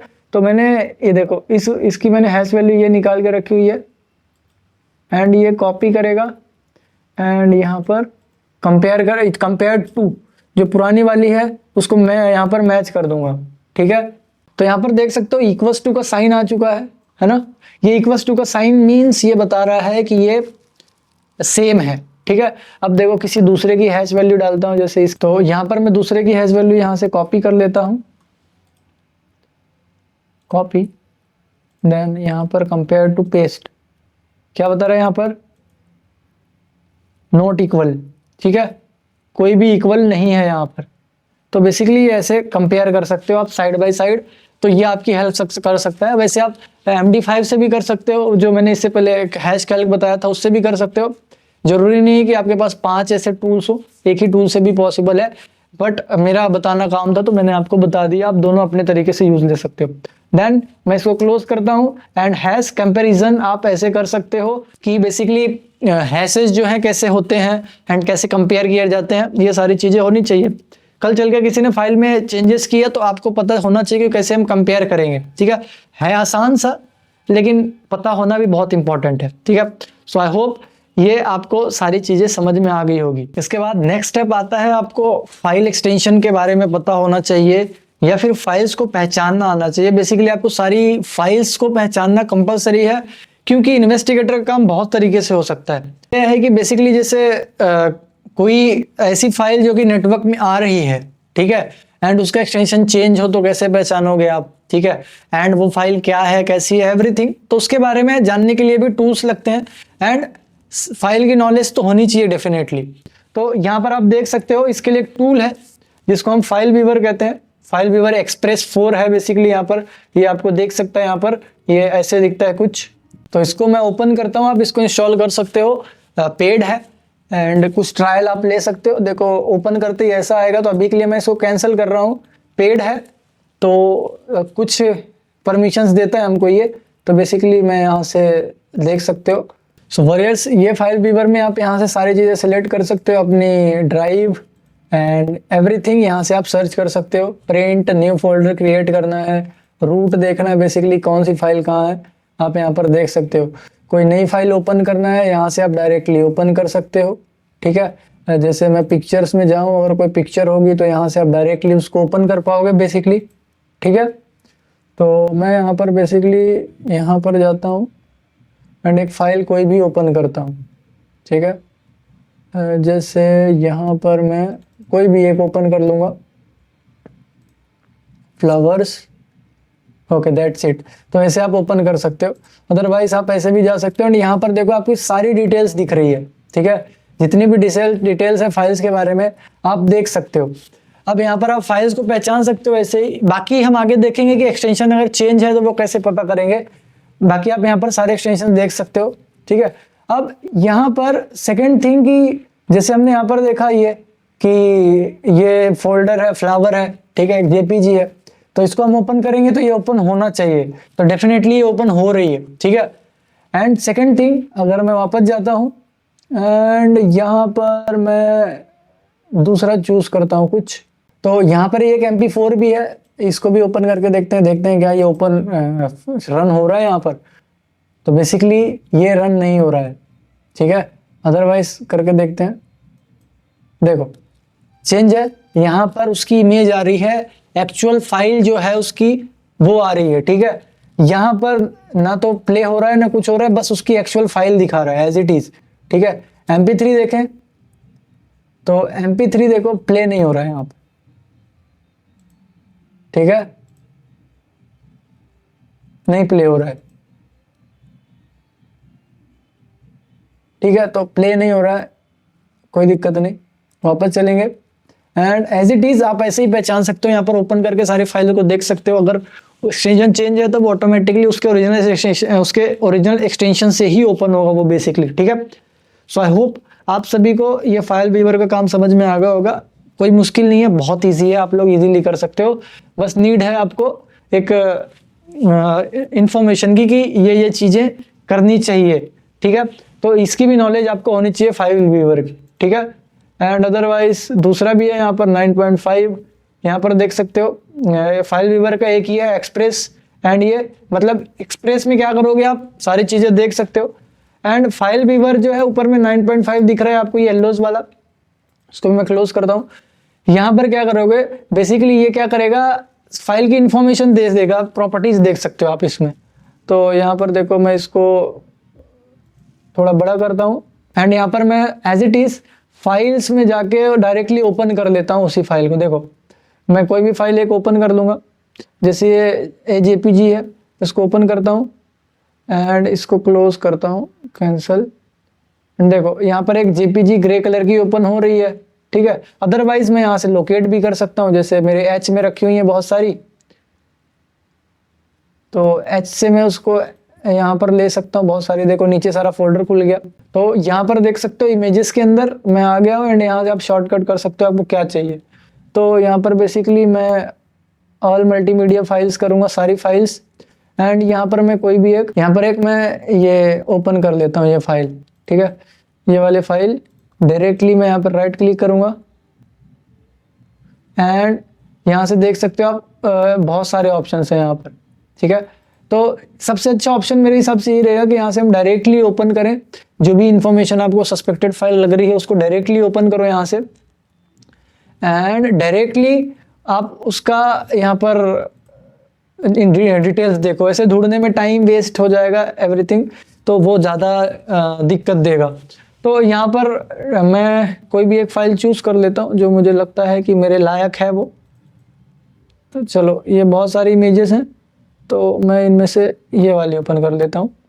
ओपन हो जाएगी अगर ये रियल में फ़ाइल होगी तो, ठीक है। ये ओपन हो गई है, ठीक है। अब मैं सेम दूसरी फाइल ओपन करता हूँ, जैसे MP4। तो फाइल्स में जाके मैं सिंपली ओपन फाइल करूँगा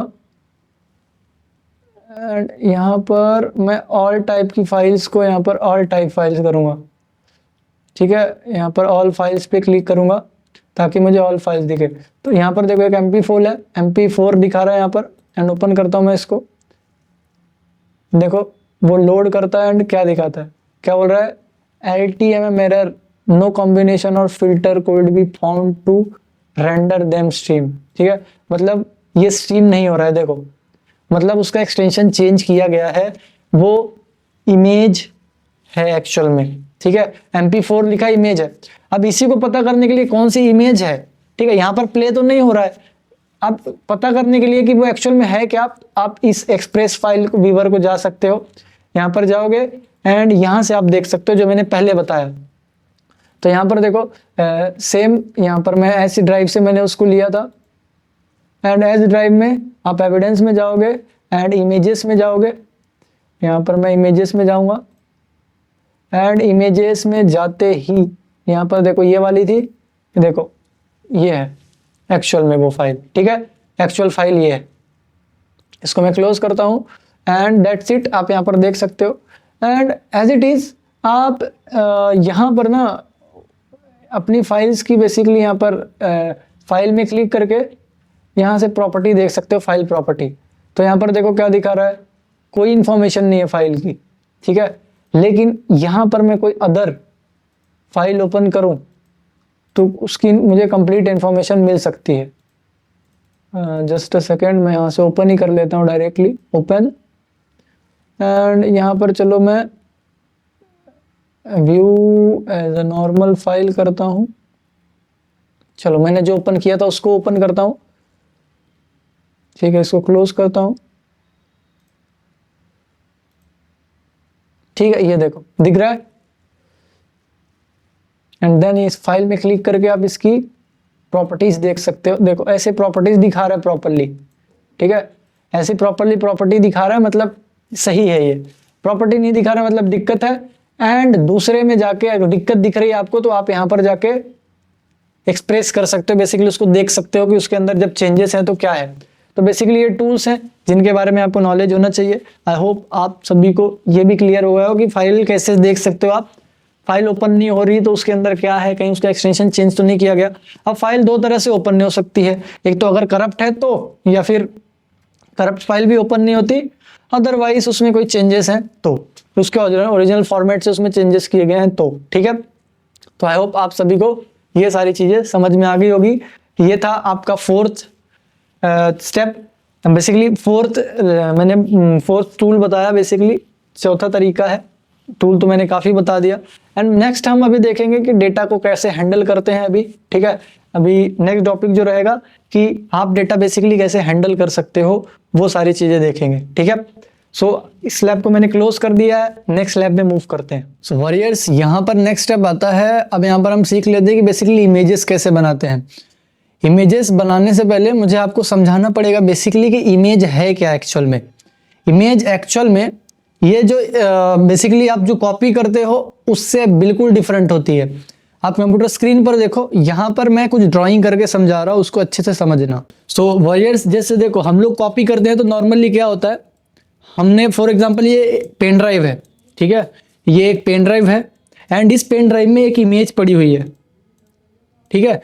तो जब हम इस इमेज को अगर हमको कॉपी करना है, फॉर एग्जांपल इस इमेज का नाम है 1 और अब हमको ये इमेज कॉपी करना है नॉर्मली, तो आप ये नॉर्मली कॉपी करोगे अपने दूसरे ड्राइव में, तो ये ड्राइव 2 है, तो इस केस में क्या होगा, ये सिर्फ इमेज जाएगी, ठीक है, इसमें सिर्फ इमेज जाएगी। सेम चीज मैं क्लोनिंग की बात करूं तो क्लोनिंग में क्या होता है कि जितना डेटा होता है एक हार्ड ड्राइव में, सेकेंड एग्जाम्पल फिर से वही लेता हूं मैं, ये तो मैंने आपको कॉपी समझा दिया कि सिर्फ और सिर्फ इमेज जाती है। सेकेंडली यहां पर अगर मैं बात करूं क्लोनिंग की, ठीक है, क्लोनिंग का भी समझो। क्लोनिंग क्या होती है कि बेसिकली एक हार्ड ड्राइव है, ठीक है, एंड ये हार्ड ड्राइव 8 GB की है एंड इसमें जो डेटा है वो बेसिकली 1 GB डेटा है, ठीक है। ये जो पेन ड्राइव है ये सिर्फ 1 GB फुल है, मतलब 1 GB भरी हुई है, बाकी 7 GB खाली है, ठीक है, और टोटल साइज है इसकी 8 GB, ठीक है। यहां पर मैं लिख देता हूं टोटल 8 GB है और डेटा इसमें है 1 GB और बची हुई स्पेस कितनी है, बची हुई स्पेस है 7 GB, ठीक है, रिमेनिंग स्पेस जो है 7 GB है। तो बेसिकली क्लोनिंग में क्या होगा कि जब आप क्लोन करोगे इस ड्राइव को तो बेसिकली इसका डेटा जो है 1 GB डेटा, जो भी डेटा है उसमें वो क्लोन होता है, ठीक है। तो ये प्रोसेस है क्लोनिंग की, ठीक है। तो ये क्लोनिंग प्रोसेस हो गई एंड कॉपी करते हो तो भी एक इमेज ही कॉपी होती है। लेकिन इस फॉरेंसिक इमेज में जब हम फॉरेंसिक इमेज क्रिएट करते हैं किसी भी हार्ड ड्राइव का, इसमें स्पेशल क्या है बेसिकली उसको समझते हैं। यहाँ पर इसमें स्पेशल ये है कि जैसे देखो, अगर मैं यहाँ पर इस हार्ड ड्राइव को कॉपी कर रहा हूँ, सेम एग्जांपल है यहाँ पर, अगर मैं इस हार्ड ड्राइव की फॉरेंसिक इमेज बना रहा हूँ तो यहाँ पर इसकी सारा डेटा तो आएगा ही, साथ ही साथ वो खाली जगह भी यहाँ पर क्लोन हो जाएगी। बेसिकली वहां पर फर्क नहीं पड़ता कितना डेटा है, कितनी खाली है, कितनी भरी है, ओवरऑल पूरी की पूरी हार्ड ड्राइव क्लोन हो जाती है, इवन उसका पूरा का पूरा खाली स्पेस भी। ये जो खाली स्पेस है 7 GB वो भी एज इट इज आपके फॉरेंसिक इमेज में आ जाएगा, ठीक है, पूरा का पूरे फॉरेंसिक इमेज में ये कवर हो जाएगा। तो बेसिकली जो अगर ये आपकी 8 GB की है, ये पेन ड्राइव आपकी 8 GB की है जिसकी क्लोनिंग कर रहे हैं, बेसिकली जिसकी हम फॉरेंसिक इमेज बना रहे हैं, तो यहां पर जो इमेज बनेगी वो भी 8 GB की बनेगी। लेकिन जब आप क्लोन करोगे, क्लोन में ये सिर्फ 1 GB डेटा जाएगा, यानी सामने वाली जो हार्ड ड्राइव है उसमें सिर्फ 1 GB ही डाटा जाएगा एंड उसकी क्लोन सिर्फ 1 GB का होगा। लेकिन फॉरेंसिक इमेज में उसका खाली ब्लैंक स्पेस भी जाता है, मतलब बिट बाय बिट, इसी को कहते हैं बिट बाय बिट कॉपी करना, या फिर बिट बाय बिट वैल्यू उसकी जाती है, एक एक बिट उसकी कॉपी होती है, खाली स्पेस भी, ठीक है, जितनी खाली स्पेस होती है इवन वो भी जाती है। तो ये इमेज होती है। इसीलिए यहाँ पर एक्सपेंसिव सॉफ्टवेयर्स होते हैं, बहुत महंगे महंगे सॉफ्टवेयर होते हैं, क्योंकि इस हार्ड ड्राइव की इंटीग्रिटी मेंटेन करना, मेंटेन करके उसकी कॉपी एग्जैक्ट क्लोन बना देना, कॉपी बना देना, सॉरी क्लोन नहीं होगा वो, फॉरेंसिक इमेज बना देना, ठीक है, फॉरेंसिक इमेज बनाना एग्जैक्टली, इसको बहुत इजीली मैनेज मतलब बहुत मुश्किल होता है मैनेज करना, इंटीग्रिटी के साथ साथ पूरा इमेज क्लोन कर देना बेसिकली, इसलिए बहुत एक्सपेंसिव होता है, ठीक है। एंड कंपनीज इसको बहुत मुश्किल से मैनेज करती है एंड बहुत रेयर टूल्स हैं जो कि यहाँ पर ये चीज़ें प्रोवाइड करते हैं एंड वो भी लाइसेंस टूल्स होते हैं, ठीक है। सो आई होप आपको क्लोन, कॉपी प्लस यहाँ पर जो हम फॉरेंसिक इमेज बनाते हैं वो तीनों समझ में आ गए होंगे। क्लोन, कॉपी एंड फॉरेंसिक, बहुत डिफरेंस है तीनों में, ठीक है। सिर्फ डेटा, कॉपी एंड क्लोन में सिर्फ डेटा जाता है, लेकिन फॉरेंसिक इमेज में पूरी की पूरी खाली स्पेस, कह सकते हो कि पूरी हार्ड ड्राइव, चाहे वो भरी हो खाली हो, खाली स्पेस की भी मतलब अगर एक हार्ड ड्राइव में कोई डेटा नहीं है ना और आप इसकी फॉरेंसिक इमेज करोगे तो भी इसकी जो खाली जगह है ना, मतलब 8 GB खाली जगह है, उसकी पूरी इमेज बन जाएगी, ओवरऑल हार्ड ड्राइव की इमेज बन जाएगी। तो इसका हम प्रैक्टिकल करके देखते हैं जिससे बहुत ईजिली आपको समझ में आ जाएगा। तो हम चलते हैं अपने मशीन पे एंड यहाँ पर मैंने अपनी मशीन ओपन कर ली एंड इसके लिए मैं टूल अभी यूज़ ले रहा हूँ, क्योंकि अभी सिर्फ और सिर्फ ना हम उसके पार्टीशन का मतलब क्या होता है ना कि आपके पास बहुत ज़्यादा ड्राइव्स होती है सिस्टम में, ठीक है। आपके सिस्टम में दो प्रकार की ड्राइव होती हैं, एक होती है फिजिकल ड्राइव और एक होती है लॉजिकल ड्राइव। तो physical drive and logical drive को समझते हैं। तो यहाँ पर फर्स्ट ऑफ ऑल मैं समझाता हूँ आपको फिजिकल ड्राइव, ठीक है। फिजिकल ड्राइव क्या होती है? फिजिकल ड्राइव बेसिकली जो आपकी हार्ड डिस्क है, जैसे आपने एक हार्ड डिस्क लगाई, नॉर्मली एक हार्ड डिस्क आपने यहाँ पर लगाई, तो ये जब हार्ड डिस्क लगी हुई है तो ये फिजिकल ड्राइव है आपकी। देन यहाँ पर लॉजिकल ड्राइव क्या होती है? तो लॉजिकल ड्राइव समझते हैं। लॉजिकल ड्राइव बेसिकली यहाँ पर क्या होती है कि इस हार्ड ड्राइव सभी पार्टीशन करते हैं अपने सिस्टम में आपने पार्टीशन किया होगा, सी डी ई अलग अलग पार्टीशन होता है। तो जब भी आप इस हार्ड ड्राइव का पार्टीशन कर देते हो, ठीक है, तो उसको हम कहते हैं लॉजिकल ड्राइव। जब इस हार्ड ड्राइव को आप अलग अलग पार्टीशन में बांट देते हो, एक हो जाएगा सी, एक डी एंड एक ई, तो ये लॉजिकल ड्राइव कहलाती है, ठीक है। तो यहाँ पर अभी हम ये लॉजिकल ड्राइव की कैसे हम इमेज बनाते हैं वो समझेंगे, ठीक है ना। तो लॉजिकल ड्राइव बेसिकली इसको लॉजिकल ड्राइव क्यों कहा जाता है? क्योंकि ये फिजिकली कंपनी ने कट करके थोड़ी भेजा है अलग अलग, इनको आप लॉजिकली कंप्यूटर का सॉफ्टवेयर यूज करके, उसको ऑपरेटिंग सिस्टम यूज करके आप इसको बेसिकली पार्टीशन कर रहे हो इसका, इसलिए इसको हम लॉजिकल ड्राइव कह रहे हैं, क्योंकि लॉजिक लिए बनाई गई है एंड ये चेंज भी हो सकती है, आप इसको बढ़ा घटा भी सकते हो, डिलीट भी कर सकते हो, अपने हिसाब से कुछ भी कर सकते हो, लेकिन physical drive as it is रहती है, ठीक है। तो ये लॉजिकल ड्राइव का एंड फिजिकल ड्राइव का थोड़ा सा कॉन्सेप्ट है, इसको याद रखना। सो अब हम बढ़ते हैं अपने प्रैक्टिकल की तरफ। तो यहाँ पर मैं प्रैक्टिकल के लिए यूज ले रहा हूँ यहाँ पर जो सॉफ्टवेयर है R drive. R drive basically यहाँ पर फेमस है सिर्फ और सिर्फ हार्ड डिस्क के फॉरेंसिक इमेज क्रिएट करने के लिए, लेकिन उनके लॉजिकल ड्राइव के, ठीक है, लॉजिकल ड्राइव्स की इमेज क्रिएट करने के लिए। तो देखो ये कुछ ऐसे दिखता है, आप आर ड्राइव इमेज यहाँ पर कर सकते हैं। ये ट्रायल वर्जन है, पेड है, ठीक है, पेड है। तो यहाँ पर मैं यहाँ पर उसका ट्रायल वर्जन यूज कर रहा हूँ, बेसिकली आप भी यूज कर सकते हो एंड यूज करके बाद में परचेस कर सकते हो अगर आपको चाहिए तो यहाँ पर मैं नेक्स्ट करता हूँ एंड यहाँ पर देखो इमेज क्रिएट करने की कोशिश करता हूँ, क्रिएट एन इमेज, ठीक है, क्रिएट एन इमेज कर सकते हो। एंड यहाँ पर देखो और भी ऑप्शन है, restore an image, copy disk to a disk, ठीक है, एक डिस्क को दूसरे डिस्क में कॉपी करना, स्टार्टअप डिस्क, एवरीथिंग, इनके बारे में बाद में समझेंगे हम। यहाँ पर create an image, forensic image जिसको कह रहे हैं, उसको क्रिएट करने के लिए बोल रहा है वो। देन नेक्स्ट करते हैं, इनमें से हम कोई भी एक पार्टीशन चूज कर सकते हैं, ठीक है। ये देखो एक पार्टीशन डी है, देन उसी का ये है एक, ठीक है, ये पूरा एक ही पार्टीशन है। देखो ये एक ड्राइव हो गई 100 GB की, 100 GB की, एंड ये दूसरी ड्राइव हो गई, ठीक है। ये फर्स्ट ड्राइव, ये सेकेंड ड्राइव।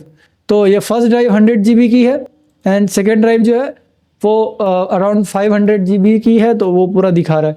तो यहाँ पर फर्स्ट ड्राइव अगर आप देखो यहाँ पर ये वाली, तो इसमें पार्टीशन है। फर्स्ट ऑफ ऑल यहाँ पर सी पार्टीशन, मैं इसको थोड़ा बड़ा करता हूँ, यहाँ पर सी पार्टीशन, सेकेंड वन ही डी पार्टीशन।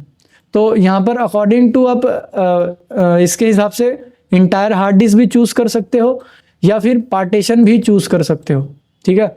तो यहाँ पर देखो मैं पार्टीशन चूज करता हूँ, तो ये रेड लाइन जहाँ पर जा रही है, जहाँ पर ये रेड दिखा रहा है, रेड आप ये देख सकते हो, तो ये सिलेक्टेड है बेसिकली।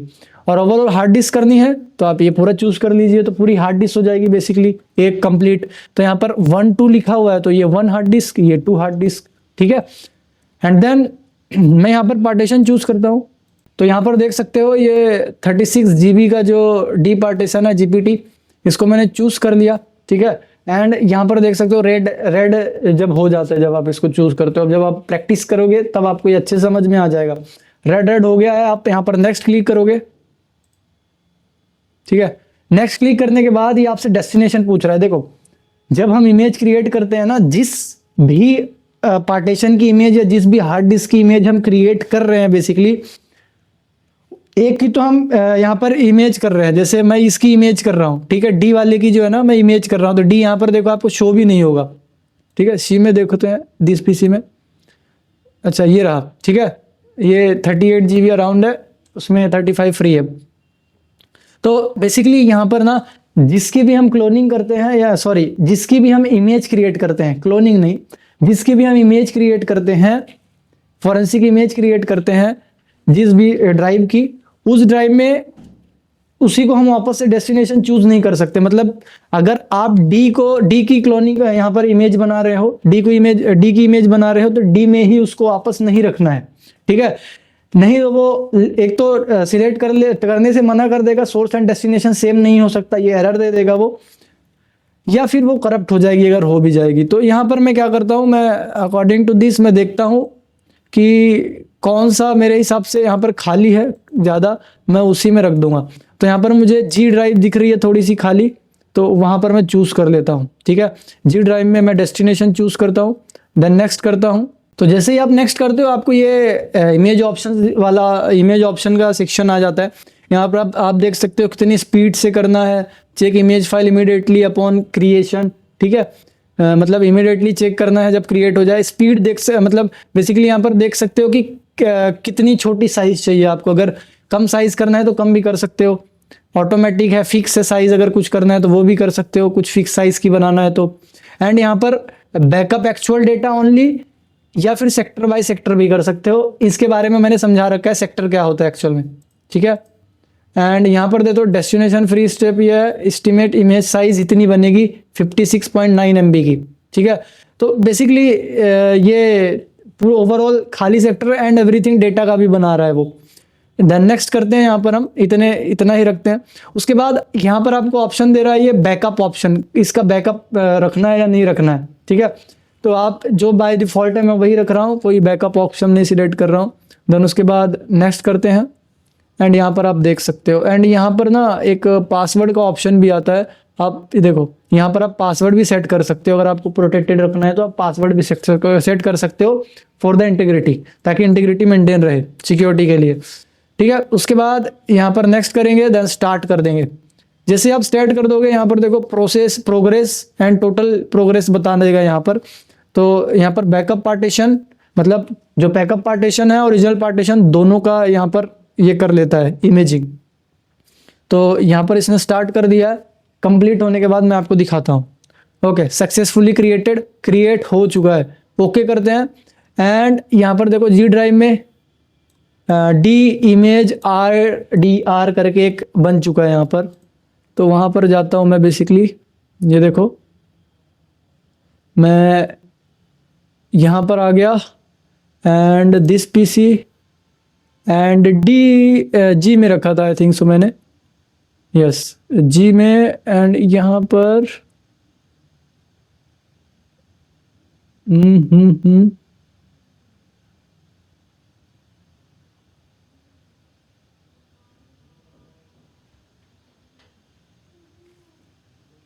ये रहा, ठीक है। ये इमेज फाइल कुछ ऐसी दिखती है।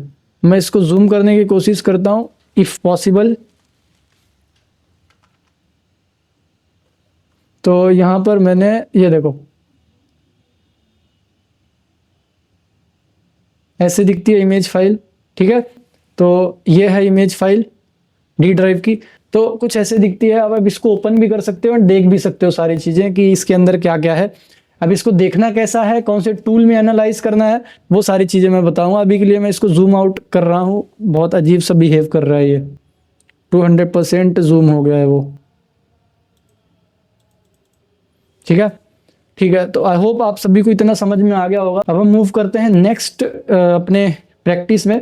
तो बेसिकली ये इतना ही था इमेज क्रिएशन में। देन इसके बाद आपका नेक्स्ट टॉपिक आ जाता है जो कि hard disk and everything understanding, उसके बारे में कंप्लीट प्रैक्टिकल आ जाता है बेसिकली।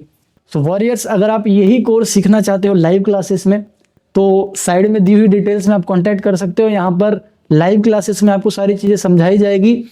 यहाँ पर बहुत सारी चीज़ें रिस्ट्रिक्टेड है, तो मैं आपको वहाँ पर और अच्छे से एक्सप्लेन कर पाऊंगा। एंड वहाँ पर आपको recorded session, certificate and multiple चीज़ें ऐसी हैं जो कि यहाँ पर प्रोवाइड नहीं की जा सकती हैं बेसिकली, ठीक है। एंड वहाँ पर आपके क्वेश्चंस इजीली क्लियर हो जाएंगे, तो सारी चीज़ें मैं वहाँ पर आपसे अच्छे से बता पाऊंगा, ठीक है। तो अगर आप लाइव क्लासेस में आना चाहते हैं तो साइड में दिए हुए नंबर पर आप कॉन्टैक्ट कर सकते हैं। इससे आपके लिए बहुत बेनिफिशियल होगा बेसिकली कोर्स, सो ज़रूर से ज्वाइन कर लेना। मुझे उम्मीद है कि यहाँ से अच्छा ज़्यादा बेनिफिट आपको वहाँ हो पाएगा, ठीक है, क्योंकि वहाँ पर मैं अपने अकॉर्डिंग आपको सारी चीज़ें एक्सप्लेन कर सकता हूँ, वहाँ पर कोई गाइडलाइंस नहीं होगी। सो आगे बढ़ाते हैं अब हम अपनी इस वीडियो को। हमने जो अभी फॉरेंसिक इमेज बनाई है बेसिकली, उसको अब करना क्या है एंड कैसे एनालाइज करना है। तो उसको एनालाइज करने के लिए मल्टीपल टूल्स हैं यहाँ पर, जैसे पैरावेंस हो गया, एंड पैरावेंस E03 समथिंग नाम से है। उसके बाद एटॉप्सी हो गया, मल्टीपल टूल्स हैं उसको एनालाइज करने के लिए। OS फॉरेंसिक है, तो बहुत सारे टूल्स हैं जो कि एनालाइज कर सकते हो। एंड एटॉप्सी है, एटॉप्सी मैं यूज़ कर रहा हूँ यहाँ पर, काफ़ी अच्छा टूल है एंड ये भी पेड है, लेकिन कुछ हद तक आपको यूज़ करने देता है, आप प्रैक्टिस कर सकते हो इसको।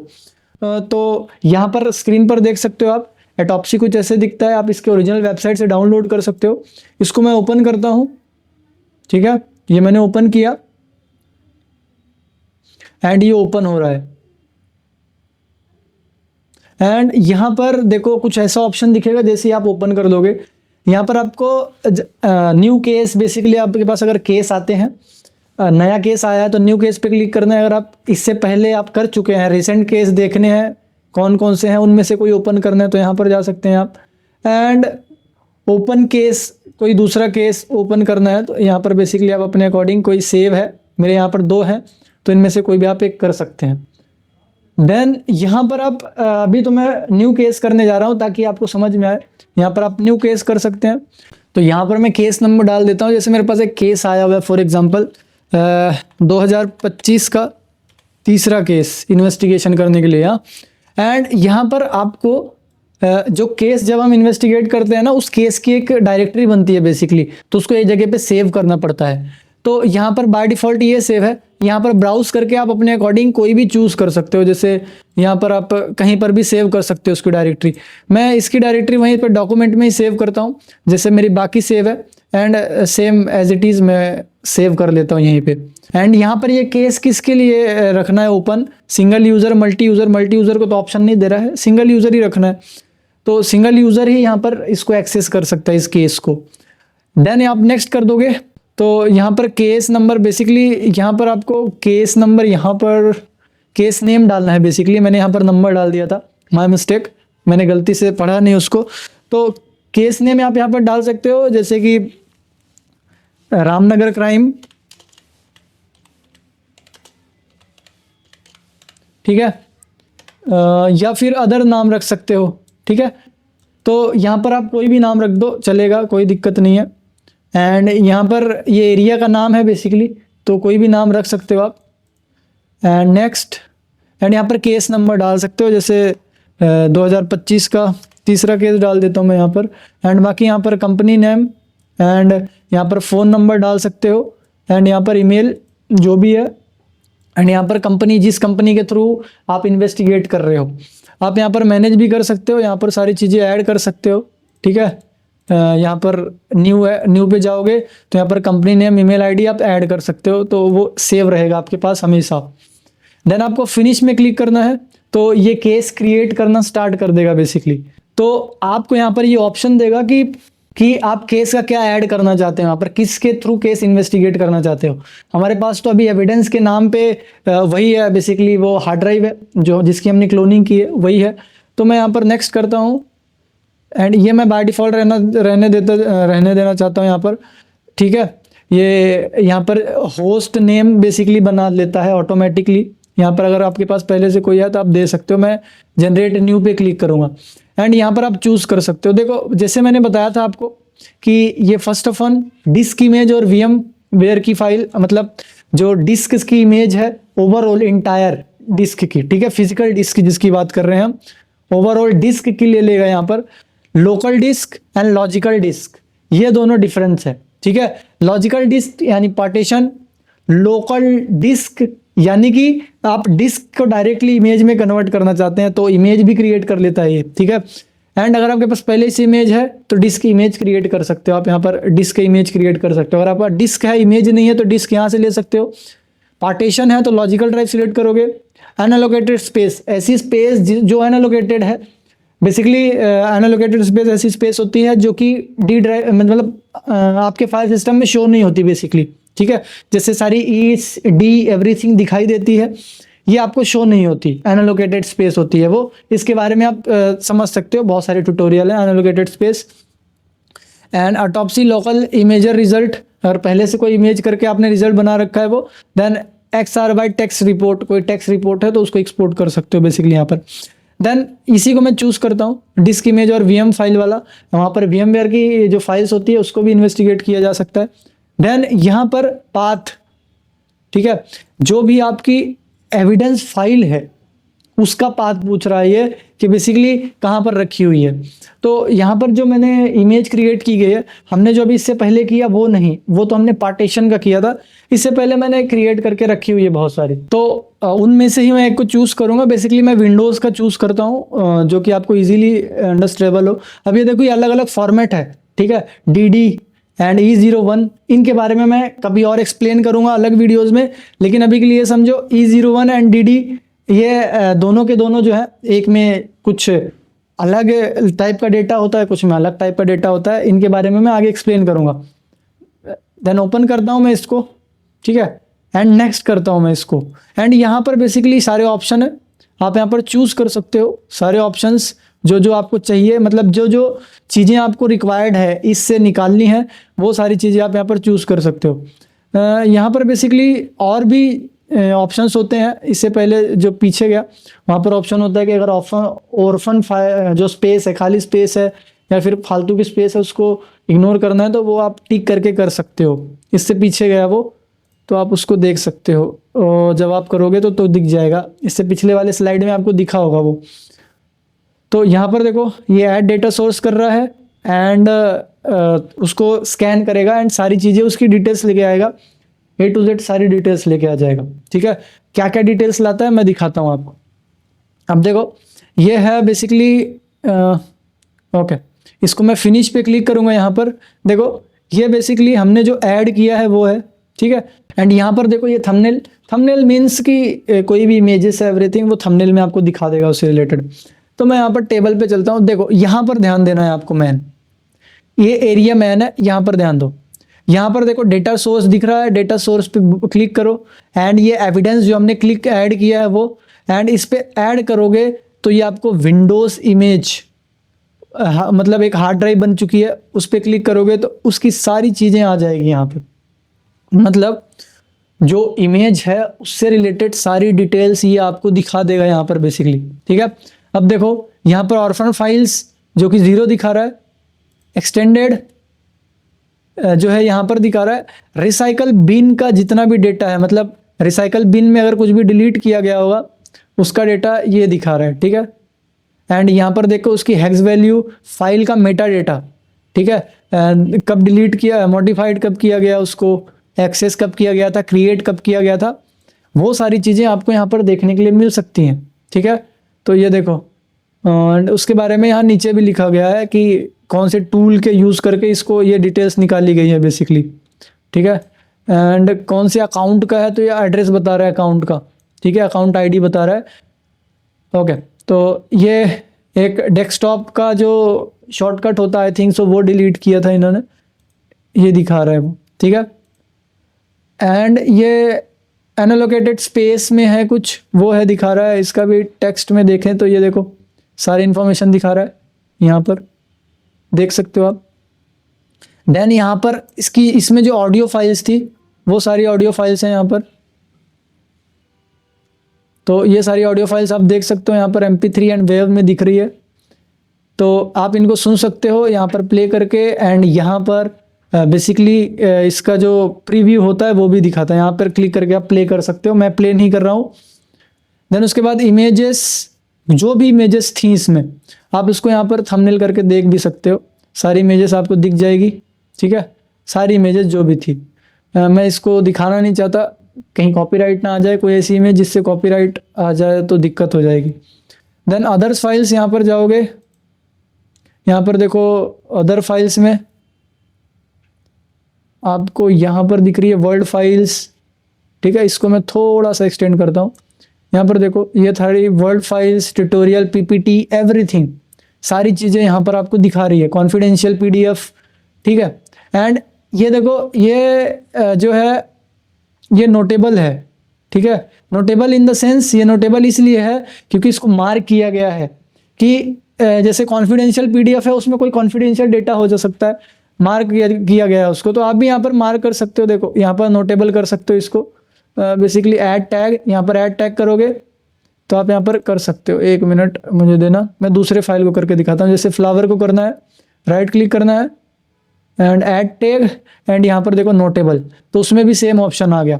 नोटेबल मतलब कि हम इस पर इन्वेस्टिगेट करेंगे, इसको देखेंगे कि इसमें एक्चुअल में है क्या, एंड ये देखने लायक है बेसिकली। तो यहाँ पर इतनी सारी फाइल्स हैं। अदर देन यहाँ पर वायर शार्क से कैप्चर की गई सारी कोई डिटेल्स हैं कि वायर शार्क की फाइल है कुछ, यहाँ पर आप देख सकते हो उसके बारे में भी। And file Meta data, file के बारे में सारी डिटेल्स आप यहाँ देख सकते हो। आउटलुक फाइल्स, ईमेल्स बेसिकली ये हैं, ठीक है। एंड यहाँ पर कोई थंबनेल नहीं है, ओके, ये ईमेल के बारे में है। एंड यहाँ पर आप देख सकते हो इसको, व्यू इन न्यू विंडोज़, या फिर कहीं पे एक्सट्रैक्ट भी कर सकते हो इसको। बेसिकली जो चीज़ें आपको एक्सट्रैक्ट करनी है, यहाँ से निकालनी है, वो भी देख सकते हो, ठीक है। देन सॉन्ग्स जो भी है यहाँ पर, गाने जो रखे हुए हैं, बेस्ट सॉन्ग एवरीथिंग 2017, वो सारी चीज़ें यहाँ पर एनालाइज कर सकते हो। देन यहाँ पर सिस्टम वॉल्यूम इंफॉर्मेशन, कितनी पार्टीशन थे एवरीथिंग, उनसे रिलेटेड सारी डिटेल यहाँ पर है, ठीक है। बेसिकली यहाँ पर एक ही वॉल्यूम था I think so. And then उसके बाद यहाँ पर टेक्स्ट फाइल्स जो हैं वो, ठीक है। अब यहाँ पर एक बात ध्यान रखो कि जिन भी फाइल्स में यहाँ पर क्रॉस आ रहा है ना, वो फाइल्स यहाँ पर डिलीटेड हैं, वो फाइल बेसिकली यहाँ पर डिलीट हो चुकी हैं, तो इसलिए उसमें क्रॉस दिखा रहा है, ठीक है। अब आप अलग से भी डिलीटेड फाइल्स देख सकते हो। यहाँ पर ये देखो, यहाँ क्रॉस बना हुआ है, यहाँ पर सारी डिलीटेड फाइल दिखाएगा। फाइल सिस्टम की 79, ये सारी डिलीटेड फाइल्स हैं, ठीक है। इनको आप रिकवर कर सकते हो, यहाँ से एक्सट्रैक्ट करके रिकवर कर सकते हो। हालांकि डेटा रिकवरी के जो टूल्स हैं वो डिफरेंट होते हैं, जैसे कि मैंने बताया है पहले भी। तो यहाँ पर आप इसको यहाँ पर भी कर सकते हैं, सेम रिकवरी यहाँ पर एक्सट्रैक्ट कर सकते हो। रिकवरी टूल्स मैंने स्टार्टिंग में बता दिया, वो भी अलग होते हैं, यहाँ पर भी हो सकता है। ये ऑल डिलीटेड फाइल हैं सारी, इनको भी आप एक्सट्रैक्ट कर सकते हो। बेसिकली एक्सट्रैक्ट करने के लिए कुछ नहीं, यहाँ पर राइट क्लिक करो एंड एक्सट्रैक्ट फाइल, एंड यहाँ पर चूज़ करो आपको कहाँ पर एक्सपोर्ट करनी है, देन सेव कर दो, वो एक्सपोर्ट हो जाएगी, आप वहाँ पर जाके देख सकते हैं। That's it. मेटा डेटा, यहाँ पर जा सकते हो, देख सकते हो, ठीक है। वेब डाउनलोड्स, मतलब कोई ब्राउज़र का कोई डेटा है वो। एंड इंक्रिप्शन, जो इंक्रिप्शन होता है, जो इंक्रिप्शन जिन फाइल में लगा हुआ है वो, ठीक है। ये देखो पासवर्ड प्रोटेक्टेड है, तो बेसिकली वो फाइल्स हैं यहाँ पर जिनमें इंक्रिप्शन लगा हुआ है। एक्सिव मेटा डेटा, किसी फाइल का मेटा डेटा यूज़ करने, मतलब किसी इमेज का मेटा डेटा निकालने के लिए यूज़ होता है। अब मैं बार बार मेटा डेटा वर्ड का यूज़ कर रहा हूँ, तो बेसिकली मेटा डेटा है क्या?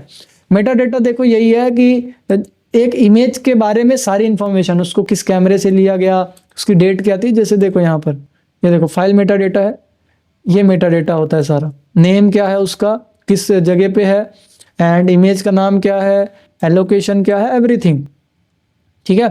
तो मेटा डेटा बेसिकली उसके बारे में सारी चीज़ें होती हैं, ठीक है। एंड देन यहाँ पर एक्सटेंशन मिसमैच नेक्स्ट आता है, बहुत इंपॉर्टेंट है। एक्सटेंशन मिसमैच क्या होता है कि जैसे मैं प्रैक्टिकली करके दिखा रहा था आपको वहाँ पर कि एक्सटेंशन चेंज कर रहा था बेसिकली, है ना। मैं .txt का .pdf कर रहा था, स्टार्टिंग में आपने देखा हो। तो वहाँ पर मैं क्या कर रहा था, एक्सटेंशन को चेंज कर रहा था, मतलब एक्सटेंशन मिसमैच कर रहा था वहाँ पर। तो एक्सटेंशन चेंज कर देना मतलब मिस चेंज, मतलब यहाँ पर कह सकते हो कि अपने से चेंज कर देना। अगर कोई फाइल टेक्स्ट में है तो उसको पीडीएफ करना, MP3 है तो उसको पीडीएफ कन्वर्ट कर देना, MP4 है तो उसको MP3 में नाम चेंज कर देना, तो उसको एक्सटेंशन मिसमैच कहते हैं।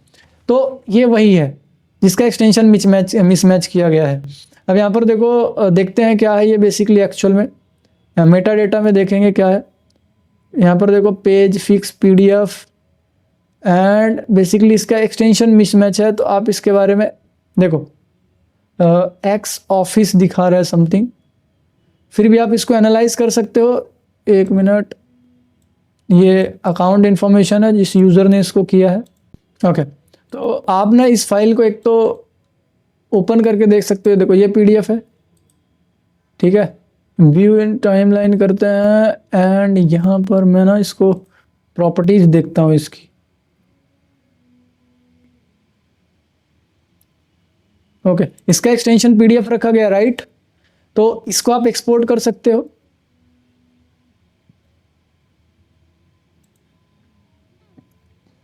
मैं इसको डॉक्यूमेंट फोल्डर में ही एक्सट्रैक्ट करता हूँ, सेव करता हूँ, ठीक है। अब देखो इसको ना बेसिकली एक्सटेंशन मिसमैच है, तो मैं क्या करूँगा, जाऊँगा उसमें एंड यहाँ पर ना मैं अपने टूल को, मुझे उस टूल को ओपन करना पड़ेगा। चलो कोई दिक्कत नहीं है, हम उस टूल पे जाते हैं, फाइल व्यूअर टूल में, वहाँ से हमको पता चल जाएगा एक्चुअल में इसका एक्सटेंशन क्या था। एंड इसके अलावा जो मैंने पैरावेंस बताया उसमें भी आप ये सारी चीज़ें देख सकते हो, ठीक है। यहाँ पर देखो, इसको ओपन करने की कोशिश करता हूँ। देखो नोट लोडेड, ठीक है। अब यहाँ पर हम क्या कर सकते हैं, तो एक बार मैं इसको पीएनजी करके देखता हूँ या जेपीजी। तो इसको मैं रीनेम करता हूँ बेसिकली यहाँ पर, ठीक है। देखो जेपीजी करके देखते हैं, ओपन होता है नहीं। Administrator fix paint can not read this file, okay. तो ये बेसिकली किसी दूसरे टाइप की फाइल है, तो हमको इसका एक्सटेंशन मिसमैच पता करना पड़ेगा।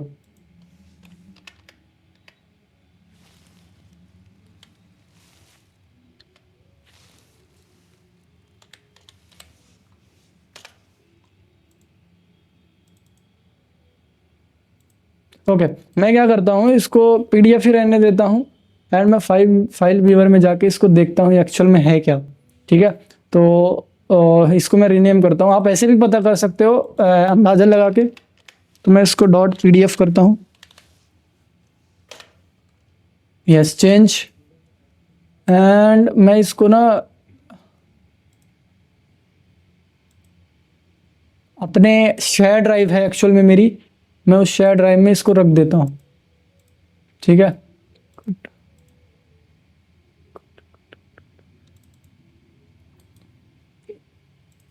ये मेरी शेयर ड्राइव है एंड यहाँ पर मैं पेस्ट कर देता हूँ। इसको थोड़ा ब्लर कर दूंगा मैं, ताकि सिक्योरिटी इश्यूज ना हो। तो यहाँ पर मैंने फाइल व्यूअर यहाँ पर कर रखा था एंड यहाँ पर मैं देखता हूँ ओपन होता है नहीं। तो इसको ओपन करते हैं हम लोग, कैंसल करते हैं।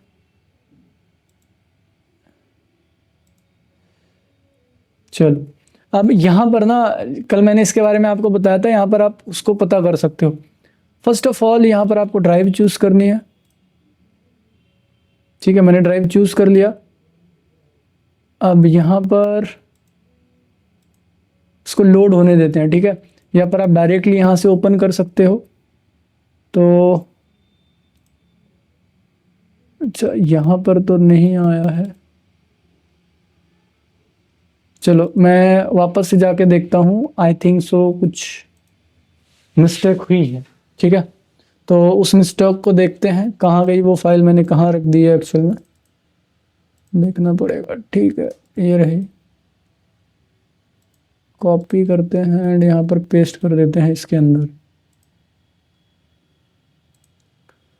एंड नाउ अब हम मूव करते हैं दूसरे मशीन में एंड यहाँ पर इसको हटा देते हैं, एक को क्लोज कर देते हैं। अच्छा, ये टूल अभी भी ओपन है तो ज़्यादा प्रोफेशनल है। मैं वापस से इन दोनों को ओपन कर देता हूँ, एक्सप्रेस को एंड फाइल व्यूअर दोनों को, ठीक है। इसको क्लोज करता हूँ। देखो फर्स्ट ऑफ ऑल तो मैं यहाँ से देखूंगा, तो यहाँ से फाइल में जाके मैं इसको ओपन करता हूँ, ओपन। देन मैं उस लोकेशन पे जाके यहाँ पर फाइल चूज करूँगा एंड ऑल टाइप फाइल कर लूँगा। ठीक है, मतलब सारे टाइप की फाइल आ जानी चाहिए। एंड यहाँ पर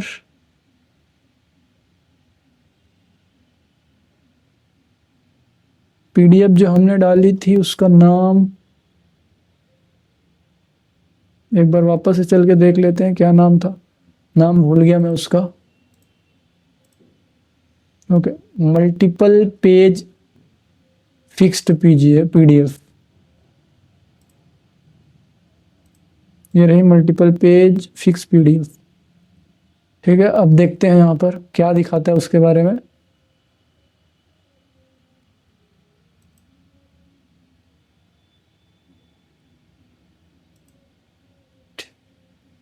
ओके, देखो ये बता रहा है कि पीडीएफ है ही नहीं। ठीक है, देन हम अपना सेकेंड टूल यूज करते हैं,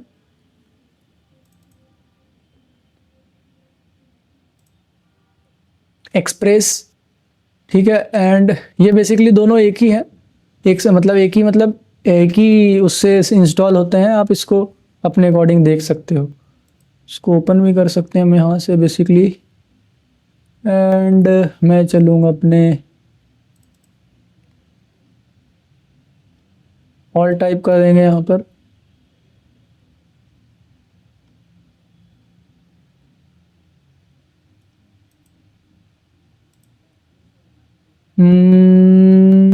यहाँ पर हमको चूज करना पड़ेगा टेक्स्ट फाइल पीडीएफ रिफ, दिखा रहा है कि नहीं दिखा रहा है, या ये रहा एंड ओपन।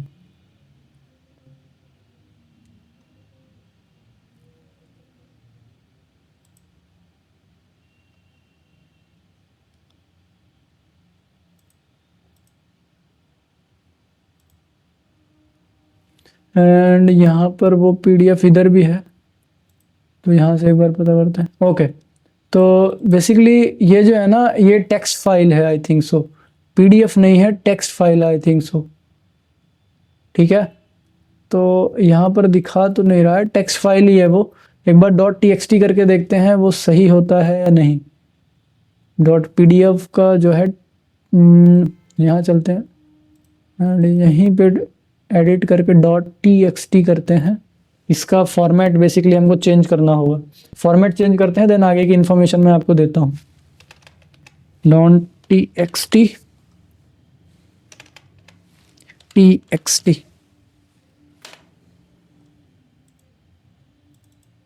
या ठीक हो, देखो ये डॉट टीएक्सटी फाइल है। ठीक है, मुझे कैसे पता चला, क्योंकि वहाँ पर टेक्स्ट फॉर्म में ओपन हो रहा था, पीडीएफ अलग तरह से ओपन होती, तो देखो तुरंत ओपन हो गया डॉट टीएक्सटी किया तो। ठीक है, तो बेसिकली वो टीएक्सटी फाइल, पीडीएफ फाइल नहीं, टीएक्सटी फाइल थी। ठीक है, तो ऐसे पता कर सकते हो आप लोग। एंड यहाँ पर इसलिए एक्सटेंशन मिच मैच दिखा रहा है वहाँ पर। ठीक है, एंड वहाँ पर ये दिखाएगा कितने अकाउंट बने हुए थे। यहाँ पर दिखा रहा है कि एक ही अकाउंट था बेसिकली विंडोज़ का। ठीक है, होस्ट नेम तो यहाँ पर नहीं दिखा रहा है, एक ही अकाउंट था इसमें। ठीक है, इस सिस्टम में जिसका हमने ये लिया था। नोटेबल आइटम हमने एक रखा था, हमने जिसको नोटेबल रखा था वो है फाइल टैग, ये फ्लावर वाली पीएनजी मैंने रखा था नोटेबल में। Result everything, bad items flowers JPG. ठीक है, तो बेसिकली यहाँ पर कुछ बैड आइटम्स दिखा रहा है। यहाँ पर क्यों इनको बैड आइटम दिखा रहा है, क्योंकि हमने उसको वहाँ पर मार्क किया था। ठीक है, ये वाला तो मैंने मार्क किया था, ये एक्सेल सीट है। ठीक है, इसमें सारे नंबर्स एंड एवरीथिंग दिए हुए हैं, कॉन्फिडेंशियल पीडीएफ है, ये प्रोटेक्टेड है इसलिए इसको दिखा रहा है। देन हम इसमें अलग अलग चीज़ें ट्राई करते हैं, बेसिकली पासवर्ड कहीं मिल भी जाता है, नहीं भी मिलता है। तो बेसिकली ये सारी एनालिसिस होती है यहाँ पर, आप सारी चीज़ें देख सकते हो यहाँ पे। ठीक है, डिलीटेड मेटा डेटा क्या क्या है यहाँ पर। ठीक है, एंड इससे मल्टीपल टूल्स हैं जो कि मैं आने वाले सीरीज में जरूर लाता रहूँगा, ऐसे ही एविडेंस के टूल्स। ठीक है, तो बेसिकली ये होता है आपका एविडेंस। बेसिकली एविडेंस को कैसे इन्वेस्टिगेट करते हैं, ये इतना ही नहीं है, ये बहुत ज़्यादा है। यहाँ पर तो मैंने आपको सिर्फ ओवरव्यू दिया है। ठीक है, इतना मत समझ लेना कि इतना ही है, अरे फोरेंसिक इतना ही होता है, डेफिनेटली नहीं होता। बहुत डीपली होता है। एंड यहाँ पर देखो अभी तो ये 40% लेके आया है अभी और ला रहा है ये, ठीक है। जब ये 100% हो जाएगा तब मैं आपको और डिटेल्स दिखाता हूँ। तो इसको 100% हो जाने देते हैं, देन हम मूव करते हैं आगे, ठीक है। तो यहाँ पर और ये स्कैन कर रहा है, इसको करने देते हैं। तो आप इसके हाफ स्कैन में भी देखो हमने इतना डेटा निकाल लिया है, फुल स्कैन में भी निकाल सकते हो। तो इसको अभी कर लेने दो, अराउंड 46% हुआ है ये। तो जब तक ये हो रहा है तब तक आप लोग चैनल को सब्सक्राइब कर लो, ताकि ऐसी ही सीरीज़ आपको मिलती रहे एंड ऐसा ही नॉलेज आपको मिलता रहे, ठीक है। तो ये काफ़ी ज़्यादा इम्पॉर्टेंट है एक इन्वेस्टिगेटर के लिए जानना कि जो एक्सटेंशन है चेंज है नहीं है। वैसे नॉर्मल आदमी तो पहचान भी नहीं पाएगा, उसको लगेगा तो करप्ट, ये तो करप्ट फाइल है। तो ऐसे ही एक्सटेंशन आप पता कर सकते हो, डिलीटेड फाइल भी पता कर सकते हो। यहाँ पर मल्टीपल चीज़ें। पैराबेंस का मैंने ट्रायल वर्जन मंगाया है, अगर आ जाता है तो उसको भी मैं इंक्लूड कर दूंगा। बट नाउ अभी मेरे पास पैराबेंस पेड है, बेसिकली काफ़ी अच्छा टूल है, पेड है लेकिन। तो मैंने उसका अभी परचेस नहीं करना चाहता क्योंकि काफ़ी ज़्यादा एक्सपेंसिव है, अराउंड $6,500 का है वो, डॉलर्स का, ठीक है। तो बेसिकली मैंने उसका ट्रायल वर्जन मंगाया है, आ जाएगा तो मैं डेफिनेटली वीडियो बनाऊंगा, ठीक है। तो इसका 100% होने देते हैं, देन मैं आपसे मिलता हूँ। सो वॉरियर्स यहाँ पर ये 100% हो गया है and that's it, I think. So ज़्यादा डेटा नहीं आया है, उसके बारे में मैं आपको थोड़ा सा और एक्सप्लेन कर देता हूँ। यहाँ पर बेसिकली आप यहाँ पर ऊपर में भी सेक्शंस हैं इसके, ठीक है। ये यहाँ से आप रिपोर्ट जनरेट कर सकते हैं। यहाँ से आपने जो जो डिस्कवरी करनी है, अगर आपको शॉर्ट करना है कि आपको इतने पर्टिकुलर इतने MB की फाइल चाहिए एंड कोई कॉमन फाइल या फिर एवरीथिंग रेयर फाइल कुछ भी चाहिए, तो यहाँ से आप डेटा साइज एंड यहाँ पर वो चूज़ कर सकते हैं कोई फाइल की टाइप, ठीक है। डॉक्यूमेंट्स यहाँ से चूज़ करते हैं, वीडियोस एंड इमेजेस, बेसिकली यहाँ पर आप अपने हिसाब से चूज़ कर सकते हैं। उसके बाद यहाँ पर आप जनरेट पर करके रिपोर्ट मैंने बता दिया। टाइमलाइन, यहाँ पर टाइमलाइन देख सकते हो कि बेसिकली कब क्या कितना डेटा रखा गया, एवरीथिंग, ठीक है। तो यहाँ पर टाइमलाइन दिखाता है, ठीक है। यहाँ पर देखो ये सारा टाइमलाइन है कि 1999 से कंप्यूटर यूज हो रहा था एंड यहाँ पर देखो 2006, 2010 एंड ये देखो यहाँ पर 2010, 2016, 18 एंड सो ऑन। तो यहाँ पर बेसिकली दिखाया गया है कि कब कब इस डेट इसमें कब कब कितना कितना प्रोग्रेस किया गया है, कब कब यूज़ किया गया है। यहाँ पर तो बेसिकली ईयर वाइज दिखा रहा है। सो वॉरियर्स यहाँ पर ये ईयर वाइज है, आप यहाँ पर डेज वाइज भी देख सकते हो एंड यहाँ पर मंथ वाइज देख सकते हो, ठीक है, कि किस मंथ में कितनी एक्टिविटीज़ एंड एवरीथिंग सारी। ये डे वाइज है, ठीक है, डे वाइज है एंड ये मिनट वाइज है। तो बेसिकली इतनी डीपली चीज़ें देख सकते हो आप यहाँ पर, ठीक है। तो बेसिकली मिनट्स एंड देन यहाँ पर सेकेंड वाइज देख सकते हो कि एक एक सेकेंड में कब इसने क्या क्या किया था, इस कंप्यूटर में क्या क्या एक्टिविटीज़ हुई थी, बेसिकली वो आप देख सकते हो यहाँ पर, ठीक है।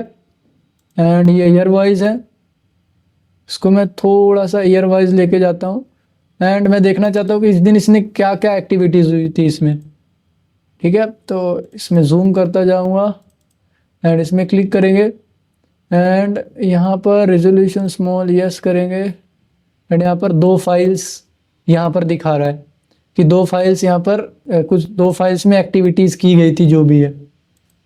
तो यहाँ पर क्लिक करके आप उसको देख सकते हो फाइल को। ओके, ठीक है। तो यहाँ पर व्यू फाइल करके आप देख सकते हो, लोड कर लेगा, वो लोड हो रहा है आई थिंक सो फाइल, रिजल्ट में थोड़ा टाइम ले लेगा वो। तो यहाँ से जूम इन जूम आउट भी कर सकते हो आप, ठीक है। यहाँ पर जूम इन जूम आउट का है, मतलब जूम इन जूम आउट का मतलब डे एंड मंथ वाइज है, ठीक है। तो ये डिटेल्स भी आप यहाँ पर देख सकते हो। इसको मैं क्लोज करता हूँ। देन यहाँ पर ये तो मैंने कम्युनिकेशन से रिलेटेड जो भी डिटेल्स हैं यहाँ पर वो सारी देख सकते हो आप, डिवाइस टाइप आइटम्स एवरीथिंग, ठीक है।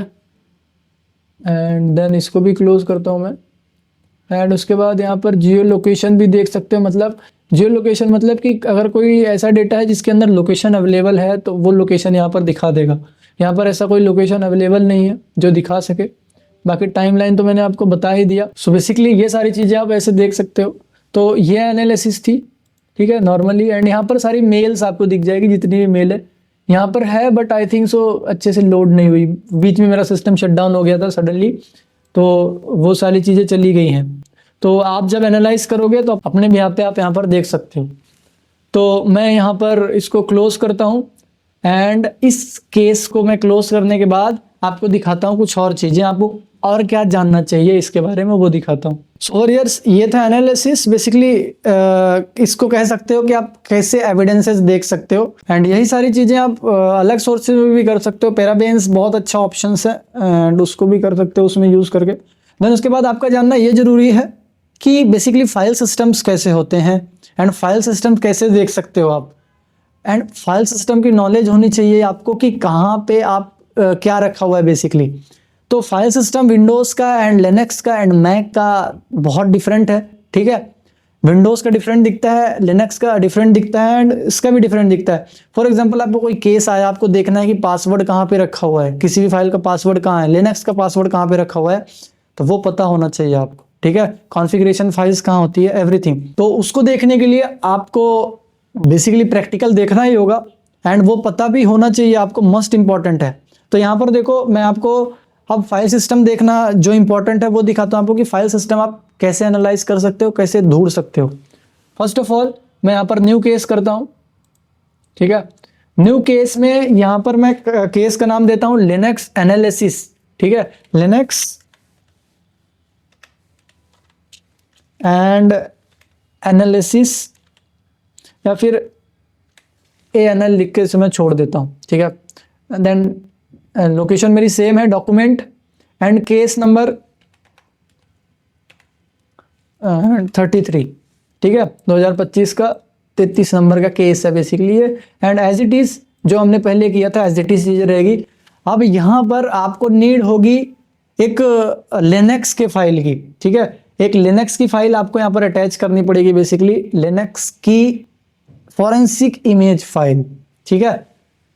तो उसका भी प्रोसेस सेम है, आपको बस टूल यूज़ करना है और उसका इमेज क्रिएट करनी है। तो देखो डिस्क इमेज है यहाँ पर, मैं उसको सिलेक्ट करूँगा बेसिकली एंड यहाँ से जाके मैं लिनक्स की इमेज ले लूँगा, ठीक है। तो लिनक्स की इमेज देखो .img नाम से आई हुई है, ठीक है।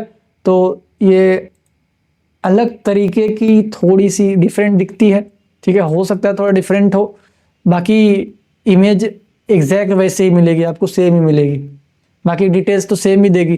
DDIMG ये सारी चीज़ें हम आगे समझेंगे, ठीक है।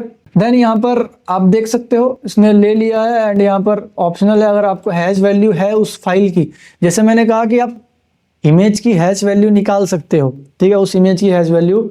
तो इमेजिंग में या फिर MD5 में जाके इसकी हैश वैल्यू निकाल के आप यहाँ पर डाल सकते हो, ठीक है।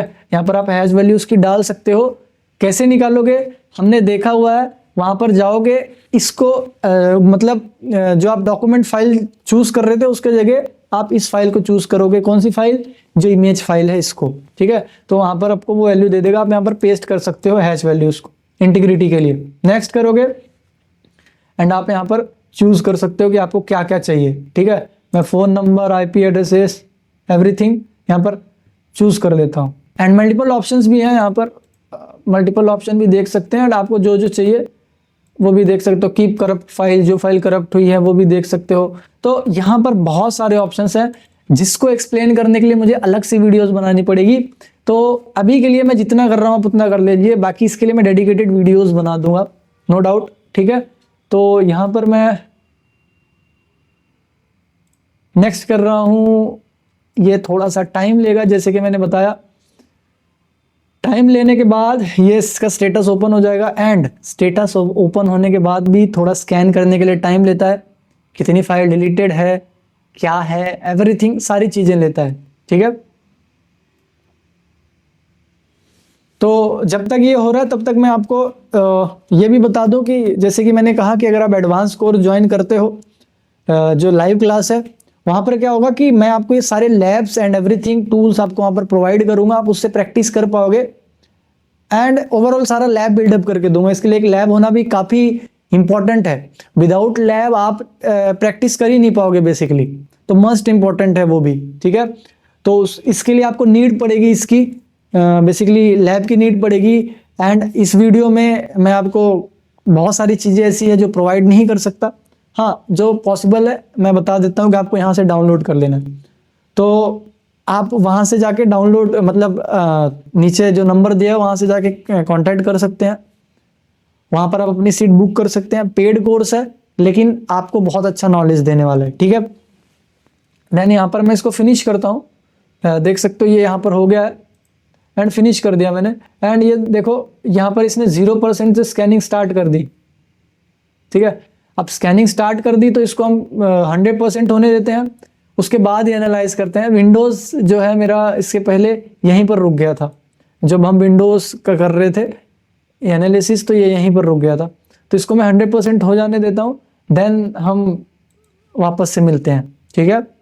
सो वॉरियर जब तक ये स्कैन कर रहा है मैं आपको थोड़ी चीज़ें इसमें समझा देता हूँ जब तक स्कैन हो जाएगा। वो अभी 7% यहाँ पर हुआ है, देख सकते हो आप लोग। यहाँ पर मैं आपको समझा देता हूँ कि जैसे यहाँ पर देखो ये डेटा सोर्स है, इसके ट्री को मैं ओपन करता हूँ यहाँ प्लस में ऐड करके एंड वापस से प्लस। तो यहाँ पर देख सकते हो एक्चुअल में ये है इसका फाइल सिस्टम, ठीक है। इसके फाइल सिस्टम को समझना बहुत इंपॉर्टेंट है। एंड इसमें जो फाइल सिस्टम यूज़ होता है लिनक्स में, आपने EXT नाम से सुना होगा, एक्सटेंडेड फाइल सिस्टम नाम से, ठीक है। तो extended EXT extended 4 file system, ठीक है। एंड आपके विंडोज़ में NTFS फाइल सिस्टम यूज़ होता है। एंड ये फाइल सिस्टम का ओवरव्यू है, आप यहाँ पर देख सकते हो।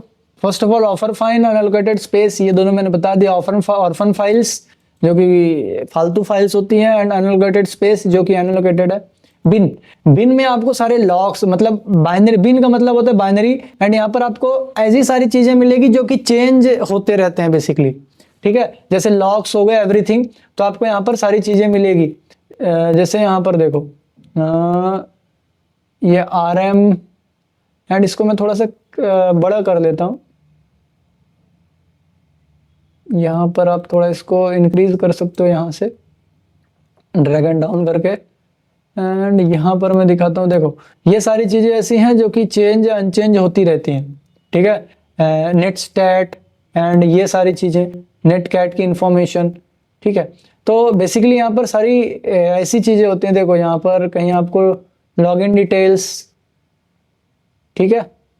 तो ये सारी चीज़ें हैं जो कि चेंज होती रहती हैं। एंड यहाँ पर कहीं लॉग फाइल भी होती है, ठीक है। चलो यहाँ पर आप लोग ढूंढोगे तो मिल जाएगी, ठीक है। IP से रिलेटेड डिटेल्स यहाँ पर होती है, जो चीज़ें आपको चेंज होती दिखती हैं बेसिकली वो, ठीक है। देन यहाँ पर बूट, तो बूट में सारी बूटिंग से रिलेटेड फाइल्स होती हैं, ठीक है। ये लिनक्स का फाइल स्ट्रक्चर है बेसिकली, ठीक है। तो ये आपको आगे भी काम आएगा अगर आप ये समझ लोगे तो, ठीक है। तो ये सारी बूटिंग से रिलेटेड चीज़ें होती हैं। CD रोम में आपके यहाँ पर पार्टीशन से रिलेटेड डिटेल्स होती हैं। डेव में यहाँ पर डिवाइस रिलेटेड सारी चीज़ें होती हैं, जो आपने डिवाइस यहाँ पर ऐड किया है, कोई डिवाइस अटैच्ड है या फिर एक्सटर्नल डिवाइसेस, सारी डिवाइसेस यहाँ पर जो भी अटैच्ड हुई रहती हैं आपके सिस्टम में, वो सारी डिटेल्स यहाँ पर बताता है, ठीक है। देन ETC जो है यहाँ पर जैसे हम लोग अपने विंडोज़ में सेटिंग में जाते हैं ना, वैसे ही लिनक्स में ये ETC होती है। कोई भी कॉन्फ़िगरेशन करना होता है किसी भी टूल का, किसी भी चीज़ का, तो उसकी इससे रिलेटेड सारी कॉन्फ़िगरेशन फाइल यहाँ मिलती है। अगर आपको पासवर्ड भी चेंज करना है तो उसकी भी डिटेल्स आपको यहीं मिलेगी। देखो अगर मैं इसको एक्सटेंड करता हूँ तो ये देखो इतनी सारी ETC के अंदर सारी फाइल्स हैं। अब देखो यहीं पर मैं आपको ना पासवर्ड एक फाइल दिखाता हूँ, जहाँ पर आपका पासवर्ड स्टोर होता है, passwd जिसको कहते हैं हम लोग, उसी में आपके पासवर्ड रिलेटेड सारी डिटेल्स होती हैं। तो यहाँ पर मैं आपको ये देखो passwd फाइल है ना, एंड इससे रिलेटेड मेटा डेटा आप नीचे देख सकते हो, ठीक है। ये सारा मेटा डेटा है उसके बारे में, ठीक है। यूजर डिटेल्स, कितने यूजर हैं, ये देखो ये यूजर्स, ठीक है। डेमोन यूजर, एवरीथिंग, ये सारे यूजर्स हैं एंड ये उनसे रिलेटेड डिटेल्स हैं। एंड ये बेसिकली पासवर्ड फाइल होती है, ठीक है। इस यहाँ पर सारे पासवर्ड स्टोर्स होते हैं लिनक्स के, ठीक है। देन उसके बाद इसको मैं थोड़ा सा छोटा करता हूँ एंड होम में देखो, होम में बेसिकली वो सारे यूजर्स होते हैं, मतलब होम में आपको वो सारे यूजर्स मिलेंगे जो कि गेस्ट हैं। बेसिकली गेस्ट मतलब एक एडमिन होता है ना, जिसके पास सारी पावर होती है, दूसरा गेस्ट। तो यहाँ पर जितने भी गेस्ट यूजर्स हैं उनकी आपको सारी डिटेल्स मिल जाएगी। ठीक है, तो यहाँ पर देखो आप सारी पिक्चर्स देख सकते हो उसकी। ठीक है, ये सारी पिक्चर्स हैं उसी से रिलेटेड। ठीक है, डेस्कटॉप में क्या क्या रखा हुआ था, सारी चीजें आप यहाँ पर देख सकते हो यूजर के, मतलब जो गेस्ट यूजर है वो। ठीक है, लिब में ये लाइब्रेरीज होती हैं। ठीक है, एंड लॉस्ट फाउंड में यहाँ पर कुछ लॉस्ट होते हैं पार्टीशंस के। एंड मीडिया में आपके वही जो मीडिया डिटेल्स होती हैं वो सारी आप इसके अंदर देखो। ठीक है, एंड माउंट में आपने कोई चीज़ अगर माउंट कर रखी है, कोई ड्राइव माउंट कर रखी है उसके अंदर, तो उससे रिलेटेड डिटेल्स हैं। ठीक है, एंड बाकी ये रूट में आपके रूट की सारी डिटेल्स होती है, मतलब एडमिन, जो एडमिन है उसको हम रूट कहते हैं लिनक्स के अंदर। तो यहाँ पर उससे रिलेटेड उसकी सारी फाइल्स होती हैं रूट की। ठीक है, एंड यहाँ पर एसबिन, ठीक है, सिस्टम बाइनरीज जिसको कहते हैं हम लोग। यहाँ पर वो सारी कमांड्स की बेसिकली वो सारी कमांड्स जो कि एक एडमिन रन कर सकता है, उसके सारे कोड्स लिखे होते हैं। जैसे मैं अगर ls लिखूंगा, ls लिखने पे क्या होना चाहिए उसका कोड यहाँ पर लिखा होता है। ठीक है, तो यहाँ पर आपको फाइल मिल जाएगी। ठीक है, तो ये वो कमांड्स हैं जो कि यहाँ पर एडमिन सिर्फ और सिर्फ एडमिन रन कर सकता है। ठीक है, ऐसे ही एक बिन होता है, बिन फाइल होती है जो सिर्फ वो कोई भी रन कर सकता है, एडमिन भी एंड नॉर्मल यूजर भी। Snaps and services, systems, temporary files वो फाइल्स होती हैं जो कि कुछ समय के लिए क्रिएट होती हैं एंड या फिर हम उसको डिलीट कर सकते हैं। ठीक है, बेसिकली वो सपोर्टेड फाइल होती हैं। एंड यहाँ पर वार, ठीक है, ओके, यहाँ पर कैशेस, वार मतलब वेरिएबल्स, लॉग्स सारे यहाँ पर सेव होते हैं। देखो लॉग यहाँ पर सेव है वेरिएबल में। ठीक है, तो बेसिकली ये सारी चीजें हैं, ये फाइल सिस्टम है basically. And as it is यहाँ पर भी आप डिलीटेड फाइल्स देख सकते हो। ठीक है, यहाँ पर भी अभी तक ये 11% हुआ है, फिर भी मैंने आप लोगों को समझा दिया एंड आप लोग अभी कैपेबल हो ये सारी चीजें करने के लिए। ठीक है, एंड ऊपर में देख सकते हो जैसे कि मैंने बताया था, आप यहाँ पर मेल्स पढ़ सकते हो। तो यहाँ पर आपको सारा मेल, जितने भी मेल है, मेल से रिलेटेड डिटेल्स आपको मिल जाएगी। ठीक है, ये देखो। ठीक है, इनक्रिप्शन, हैश, एरर पोस्टिंग, जितने भी मेल्स हैं उससे रिलेटेड सारी डिटेल्स आप यहाँ पर देख सकते हो। दैट्स इट, ये मेल है। And Meta data, operating systems information. ठीक है, देखो डेबियन बेस्ड था ये, जो ऑपरेटिंग सिस्टम है लिनक्स है, डेबियन बेस्ड है। ऑपरेटिंग सिस्टम की details and exit Meta data. ठीक है, ये सारी चीजें यहाँ पर मतलब Meta data, exit data, Meta मतलब फाइल्स के मेटा डेटा। यहाँ पर एग्जिट जैसे मैंने बताया ये सिर्फ और सिर्फ इमेज की मेटा डेटा निकालता है इमेज के लिए, तो उसके लिए है ये। देन यहाँ पर इंटरेस्टिंग आइटम्स, ठीक है, कुछ इनक्रिप्शन प्रोग्राम है जिसमें इनक्रिप्टेड करके रखा है उनको, वो है। एंड यहाँ पर आई थिंक सो ये इमेजेस हैं, यस जेपीजी इमेजेस हैं। एंड यहाँ पर ओएस अकाउंट, ऑपरेटिंग सिस्टम्स मतलब उसके अकाउंट्स जितने भी थे वो, तो यहाँ पर आई थिंक सो एक ही अकाउंट था। एंड यहाँ पर स्कोर एंड बाकी कुछ नहीं है। इसकी रिपोर्ट आप यहाँ से जनरेट कर सकते हो सिंपली। ये देखो बैड आइटम्स यहाँ पर मिले हैं, ये देखो यहाँ पर बैड आइटम्स, ये सारे बैड आइटम्स हैं। ठीक है, एंड यहाँ पर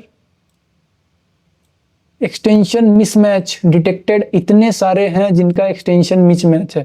देखो ये txt फाइल है, मतलब यहाँ पर लिखा है txt लेकिन ये है इमेज है। ठीक है, तो काफी मनहूस फोटो रख रखी है इसमें। ठीक है, तो यहाँ पर करप्टेड जिप, ये जिप फाइल में ये फोटो दिख रही है, तो बेसिकली अलग अलग गर्ल मॉडल यहाँ पर दिखा रहा है, लेकिन देखो रॉ है txt, जो txt में इमेज खुल रही है बेसिकली। तो ये बेसिकली सारी चीजें हैं। आई होप आप सभी को ये समझ में आ गई होगी। एंड ये था ओवरऑल लिनक्स के बारे में सारी डिटेल्स। ठीक है, अब बेसिकली इसीलिए कहा जाता है कि जब फोरेंसिक इन्वेस्टिगेटर बनो तो आपको सारी चीजें पता होनी चाहिए।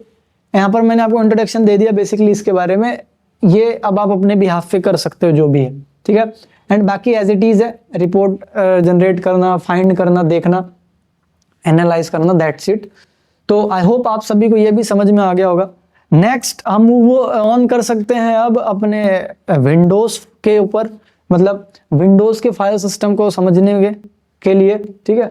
तो उसके लिए हम इस टूल का यूज नहीं करेंगे, अभी मैं इसको क्लोज कर रहा हूँ। उसके लिए हम विंडोज का पावर शेल या फिर उसका कमांड प्रॉम्प्ट यूज करेंगे, कमांड लाइन बेस करेंगे यहाँ पर। तो इसको मैं एग्जिट करता हूँ, देन हम इन्वेस्टिगेट करते हैं। सो यहाँ पर विंडोज के फाइल सिस्टम को एनालाइज करने के लिए हम यहाँ पर सेल्यूथ किट नाम का एक टूल आता है, उसको यूज ले रहे हैं। आप उसको अपने अकॉर्डिंग डाउनलोड कर सकते हो, इंटरनेट पे अवेलेबल है, मिल जाएगा उनके वेबसाइट से कहीं से भी। तो उसको यूज करने के लिए बेसिकली यहाँ पर कमांड्स का यूज होता है, तो आप कमांड्स का यूज ले सकते हो बेसिकली। तो इसको सिंपली जैसे आप जब इसको ओपन करोगे ना, देखो ऐसे फोल्डर मिलेगा उसका, एंड फोल्डर को ओपन करोगे तो आपको ऐसी फाइल्स मिलेगी, ठीक है। एक मिनट, मैं इसको थोड़ा बैक करता हूँ एंड देन आपको दिखाता हूँ। ये देखो ऐसे आपको मिलेगा। तो भैया जैसे ही आप यहाँ पर आते हो इस बिन सेल्यूथ किट के अंदर, इस बिन में आपको जो बिन है ना, बिन नाम का फोल्डर, यहाँ पर शिफ्ट दबा के राइट क्लिक करना है, देन ओपन इन टर्मिनल कर देना है डायरेक्टली। ये क्या करेगा, डायरेक्टली टर्मिनल में ओपन हो जाएगा, ठीक है। एंड अगर ये कमांड प्रॉम्प्ट पे यहाँ पर कमांड प्रॉम्प्ट का ऑप्शन आता तो वेल एंड गुड होता। तो यहीं पर मैं क्या करूँगा ना, ऊपर में यहाँ पर CMD टाइप कर दूंगा डायरेक्टली, ठीक है। यहाँ पर ऊपर में आप CMD टाइप कर दोगे तो यहीं पर टर्मिनल खुल जाएगा, दैट्स इट। तो ये हमारे ज़्यादा अच्छा है, यहाँ पर लोकेशन में CMD टाइप कर दो तो वहीं पर आपका टर्मिनल खुल जाएगा। ओके, तो यहाँ पर आ चुके हैं हम इस लोकेशन पे, एंड यहाँ पर बेसिकली हमको इस फोल्डर के एक फोल्डर के अंदर जाना है, जैसे CD, यहाँ पर हम बिन के अंदर जाना है, तो टैब बटन करके हम बिन के अंदर जा सकते हैं, ठीक है।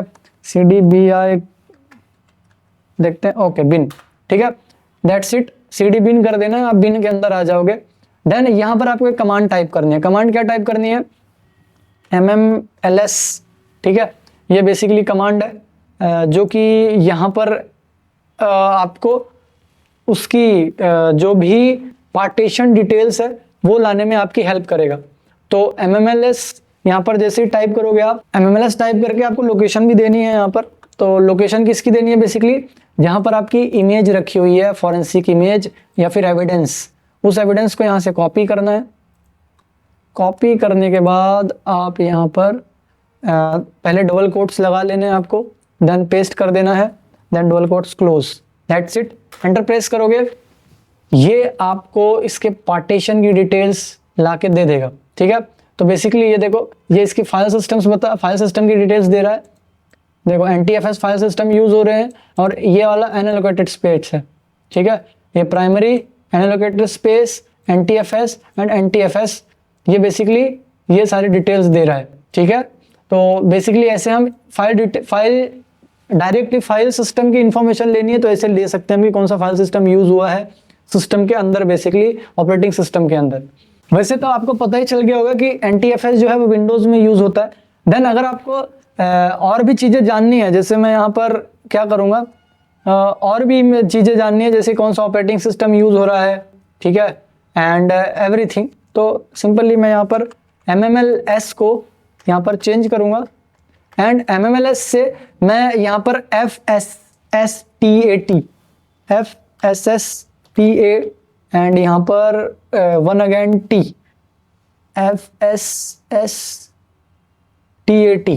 ठीक है, ओके। ये कमांड रन करूँगा, एंड यहाँ पर मैं ना इमेज फाइल चेंज कर देता हूँ, मतलब 001 कर देता हूँ 2 को, क्योंकि मेरे पास 2 पड़ी हुई है, ठीक है। दूसरी इमेज फाइल मेरे पास पड़ी हुई है, इसलिए मैं 1 कर रहा हूँ, ठीक है। आप वो एक पे भी कंटिन्यू कर सकते हो, उसी में भी। तो ये अलग अलग रिजल्ट देने के लिए यहाँ पर मैं यूज़ कर रहा हूँ। तो ये देखो सारी डिटेल्स आपको दे रहा है, ठीक है। यहाँ पर देखो सारी डिटेल्स आपको दे देगा वो, एक्स्ट्रा डिटेल्स है। ये वो डिटेल्स हैं जो हमने इससे पहले ली है, एंड अभी की डिटेल्स देखो, फाइल सिस्टम NTFS, विंडोज बता रहा है आपको, विंडोज सिस्टम यूज हो रहा है, एविडेंस वॉल्यूम, यहाँ पर वॉल्यूम नेम एविडेंस, ठीक है, नाम लिखा हुआ है NTFS, and clusters master file table बता रहा है यहाँ पर, ठीक है। एंड यहाँ पर उसका साइज बता रहा है मास्टर फाइल टेबल का क्या है, रूट डायरेक्टरी कितनी है 5 है, ठीक है, सेक्टर साइज कितना है, ठीक है, टोटल क्लस्टर्स कितने हैं एंड सेक्टर रेंज कितनी है टोटल 0 से लेके। तो मैंने बताया था 0 से कितनी भी हो सकती है, ये डिपेंड ऑन साइज कितना है उसका, ठीक है। एंड ये कुछ नेम्स है वॉल्यूम्स के, साइज एवरीथिंग, वो फ्लैग्स के बारे में दिखा रहा है बेसिकली, ठीक है। तो आप इतने सारी डिटेल्स निकाल सकते हो इससे विदाउट ग्राफिक, ठीक है, ग्राफिकल वर्जन नहीं, ये कमांड लाइन बेस है। तो आपने इतनी डिटेल्स निकाल ली। अब यहाँ पर अगर आपको ये डिटेल्स देखनी है कि जो हमने इमेज सिलेक्ट की है यहाँ पर फॉरेंसिक की, उसके बारे में डिटेल्स देखनी है, तो आप यहाँ पर आपका डिटेल्स तो सेम रहेगा, बाकी लोकेशन तो सेम है। ये मैं पुरानी कमांड्स कहाँ ला रहा हूँ, बार बार टाइप करने की जरूरत कैसे नहीं पड़ रही है, तो ये कमांड कैसे ला सकते हो आप वापस से। तो पुरानी कमांड्स वापस लाने के लिए आपके arrow up and down keys जो होते हैं ना, वो यूज होते हैं। एंड यहाँ पर आप जो आपका लेफ्ट राइट एरो की है उसको कर्सर को डायरेक्शन देने के लिए आप यूज कर सकते हो। तो बेसिकली मैं यहाँ पर इमेज एंड देन यहाँ पर स्टैट यूज करूँगा कमांड, जो मेरे को यहाँ पर बताएगा कि इमेज की डिटेल्स बेसिकली। अच्छा ओके, आई थिंक सो कुछ गलत हुआ है, IMG करना है, ठीक है, इमेज नहीं करना था, IMG शो, मैंने फुल फॉर्म लिख दिया उसका, हमको शॉर्ट फॉर्म लिखना था इमेज का, दैट्स इट। यहाँ पर मैं IMG कर देता हूँ, ओके। तो देखो यहाँ पर इमेज की इंफॉर्मेशन दे रहा है, रॉ साइज कितना है सेक्टर का इतना एंड बाइट्स का इतना है, मतलब साइज इन बाइट इतना है। इसको कैलकुलेट करके बताओ मुझे कमेंट सेक्शन में कि बाइट को अगर आप जीबी में कन्वर्ट करते हो तो कितने जीबी का है ये, ठीक है। कमेंट सेक्शन में जरूर बताना अगर यहाँ पर पहुंच गए हो तो। अगर आपने पहली वीडियो कवर अप कर रखी है, पुरानी वीडियोस देखी है, तो आपको जरूर आप ये कैलकुलेट कर पाओगे कितनी जीबी की है ये एक्चुअल में, ठीक है। तो ये इसका एक सेक्टर का साइज ये है एंड इतने बाइट्स की टोटली ये इमेज है, ठीक है। तो मुझे जीबी में कन्वर्ट करके कमेंट सेक्शन में बता दो, ठीक है। सो ये थी इमेज के बारे में डिटेल्स लेने के लिए। देन उसके बाद अगर आपको जरूरत पड़ रही है मेटा डेटा जानने की, ठीक है, फाइल का मेटा डेटा जानने की, तो आप यहाँ पर istat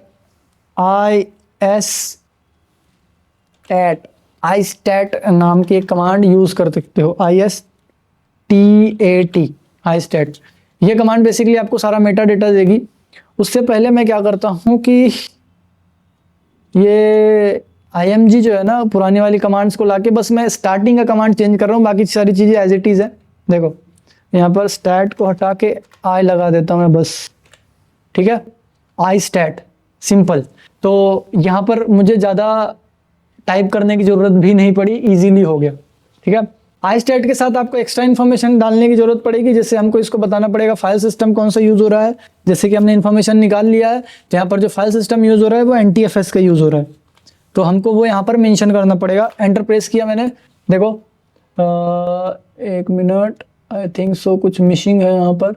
सो यहाँ पर आपको istat-f NTFS फाइल सिस्टम बताया हमने, फाइल सिस्टम -f का मतलब फाइल सिस्टम मेंशन कर रहे हैं हम उसको, एंड यहाँ पर स्पेस दे के 0 लास्ट में, ठीक है। इसको हमने इमेज बताया है कि 0, ठीक है, 0 करके एंटर कर प्रेस कर दोगे तो ये सारी इंफॉर्मेशन आपको दे देगा, ठीक है। किसके बारे में, इमेज की सारा मेटा डेटा आपको ला के दे देगा, कब बनाया गया था, एवरीथिंग, ठीक है, एक्चुअल साइज क्या है, ठीक है, ये एक्चुअल साइज एंड शॉन, ये सारी चीज़ें आपको दिख जाएगी यहाँ पर, दैट्स इट, ठीक है।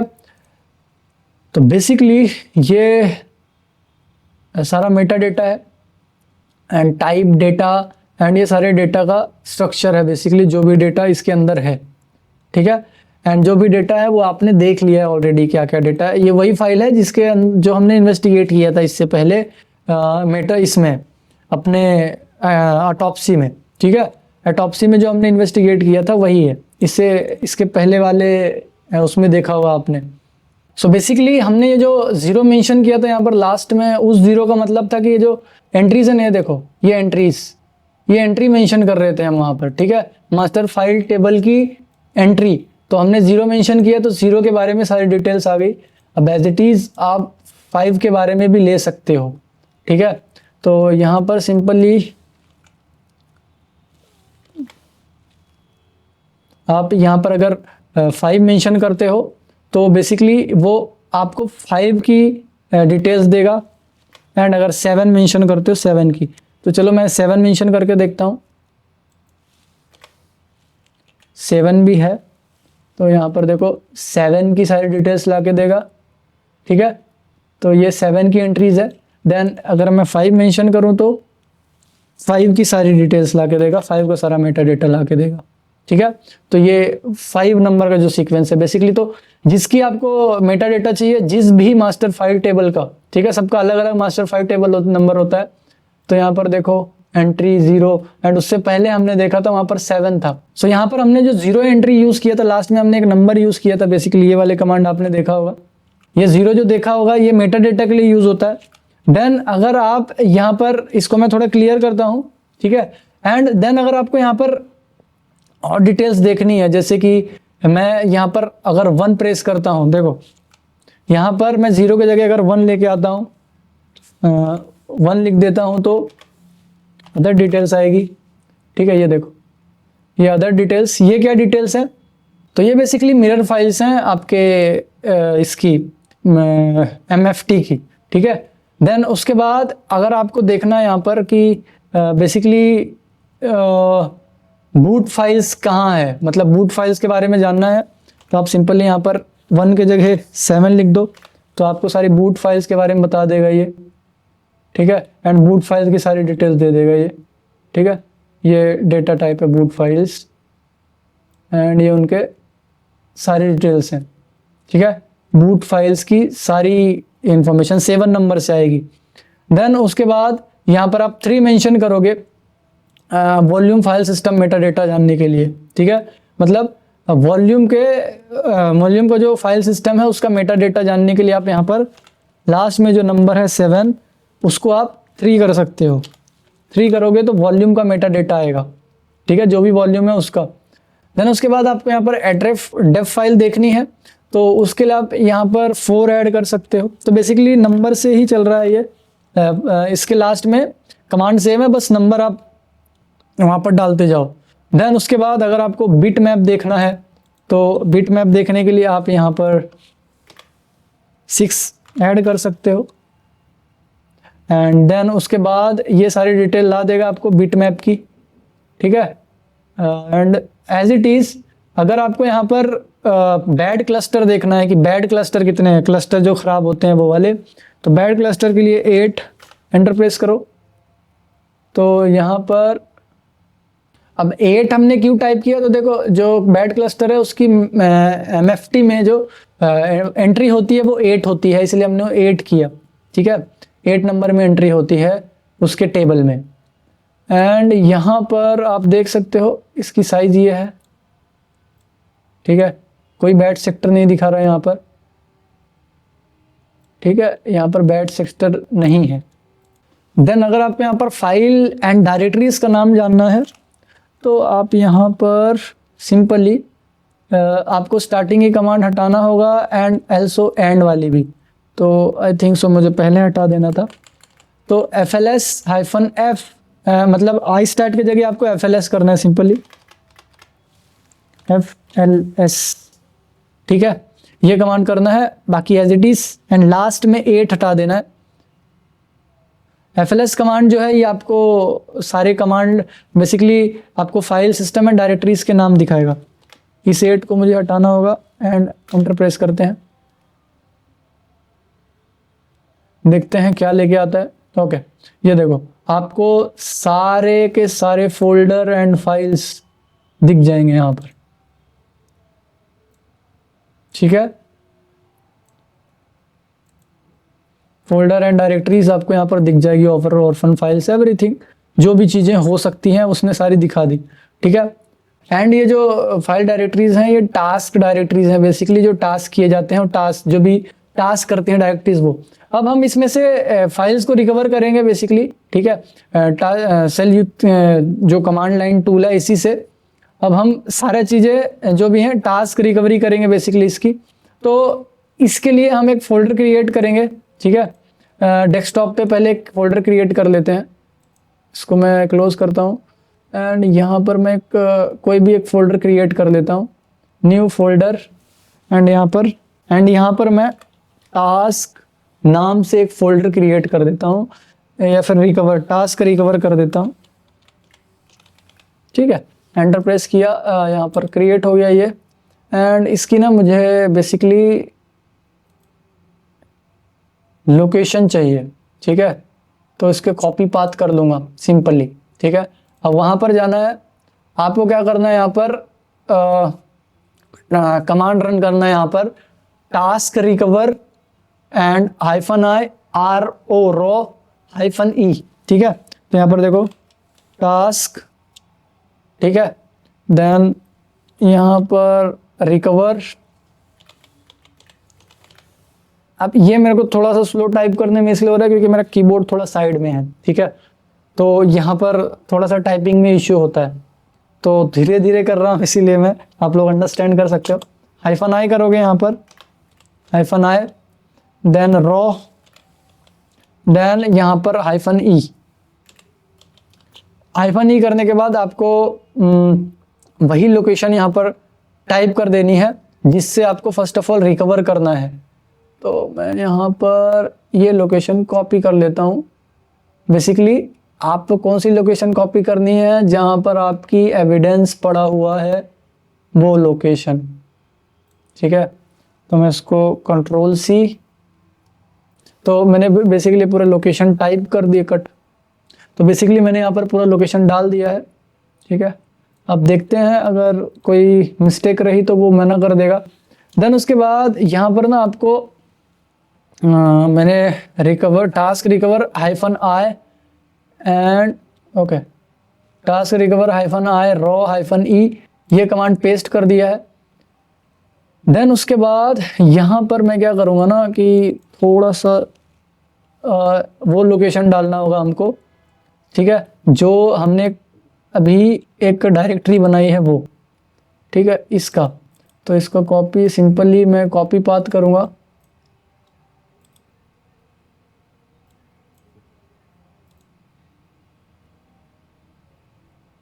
एंड यहाँ पर मैं Ctrl+V कर दूंगा। ठीक है, दैट्स इट। ठीक है, इतना करने के बाद मैं यहाँ पर एंटर प्रेस कर दूंगा एंड ये रिकवर कर देगा। तो मैंने यहाँ पर आई थिंक उसका फुल फॉर्म लिख दिया है, तो ये टास्क नहीं होगा, TSK रिकवर होगा। आप लोग भी करेक्ट कर लेना, टास्क नहीं TSK, ए को हटा देना है। तो वायर्स, इस वीडियो के लिए हम इतना ही रखते हैं, बाकी की चीज़ें हम बाद में कंटिन्यू करेंगे। एक्चुअली वीडियो काफ़ी लंबी हो गई है, आपको भी दिक्कत होगी इतनी लंबी वीडियो कवरअप करने में, इसलिए कुछ पार्ट मैंने यहाँ पर कवरअप कर लिया है, कुछ पार्ट हम अगले वीडियो में कवरअप कर लेंगे। इस वीडियो को हम पार्ट बाय पार्ट अपलोड कर रहे हैं ताकि आपको भी दिक्कत ना हो इसको कवरअप करने में। एंड बाकी के पार्ट्स के लिए चैनल को सब्सक्राइब कर देना जैसे भाई साहब कर रहे हैं, एंड बेल आइकन भी दबा लेना जैसे इन्होंने दबा लिया। बेल आइकन से आपको सारी नोटिफिकेशन मिल जाएगी, जो भी वीडियो अपलोड करेंगे हम लोग, जो भी वीडियो चैनल पे आएगी वो आपको इजीली मिल जाएगी। इसके बाकी पार्ट्स जो हैं वो ऐसे ही अपकमिंग रहेंगे, 1 हफ्ते या 2 हफ्ते में आपको मिल जाएंगे। एंड अगर आप ये वीडियो 1-2 हफ्ते बाद देख रहे हो तो इसकी लिंक यहाँ या यहाँ कहीं दिख रही होगी आपको, वहाँ क्लिक करके आप देख सकते हो। अदरवाइज आपको प्ले लिस्ट में वीडियो के सारे पार्ट्स आपको मिल ही जाएंगे। ठीक है, फॉरेंसिक प्रैक्टिकल करके प्ले लिस्ट बनी हुई है, डिजिटल फॉरेंसिक प्रैक्टिकल, वहाँ पर चैनल पे जाके आप प्ले लिस्ट चेक करो, देन वहाँ पर आप जाके एक्सेस कर ही सकते हो। सो आई होप आप सभी के लिए वीडियो हेल्पफुल लगी होगी एंड आपने कुछ ना कुछ सीखा होगा इस वीडियो से। सो अब हम मिलते हैं नेक्स्ट वीडियो में, तब तक के लिए गुड बाय।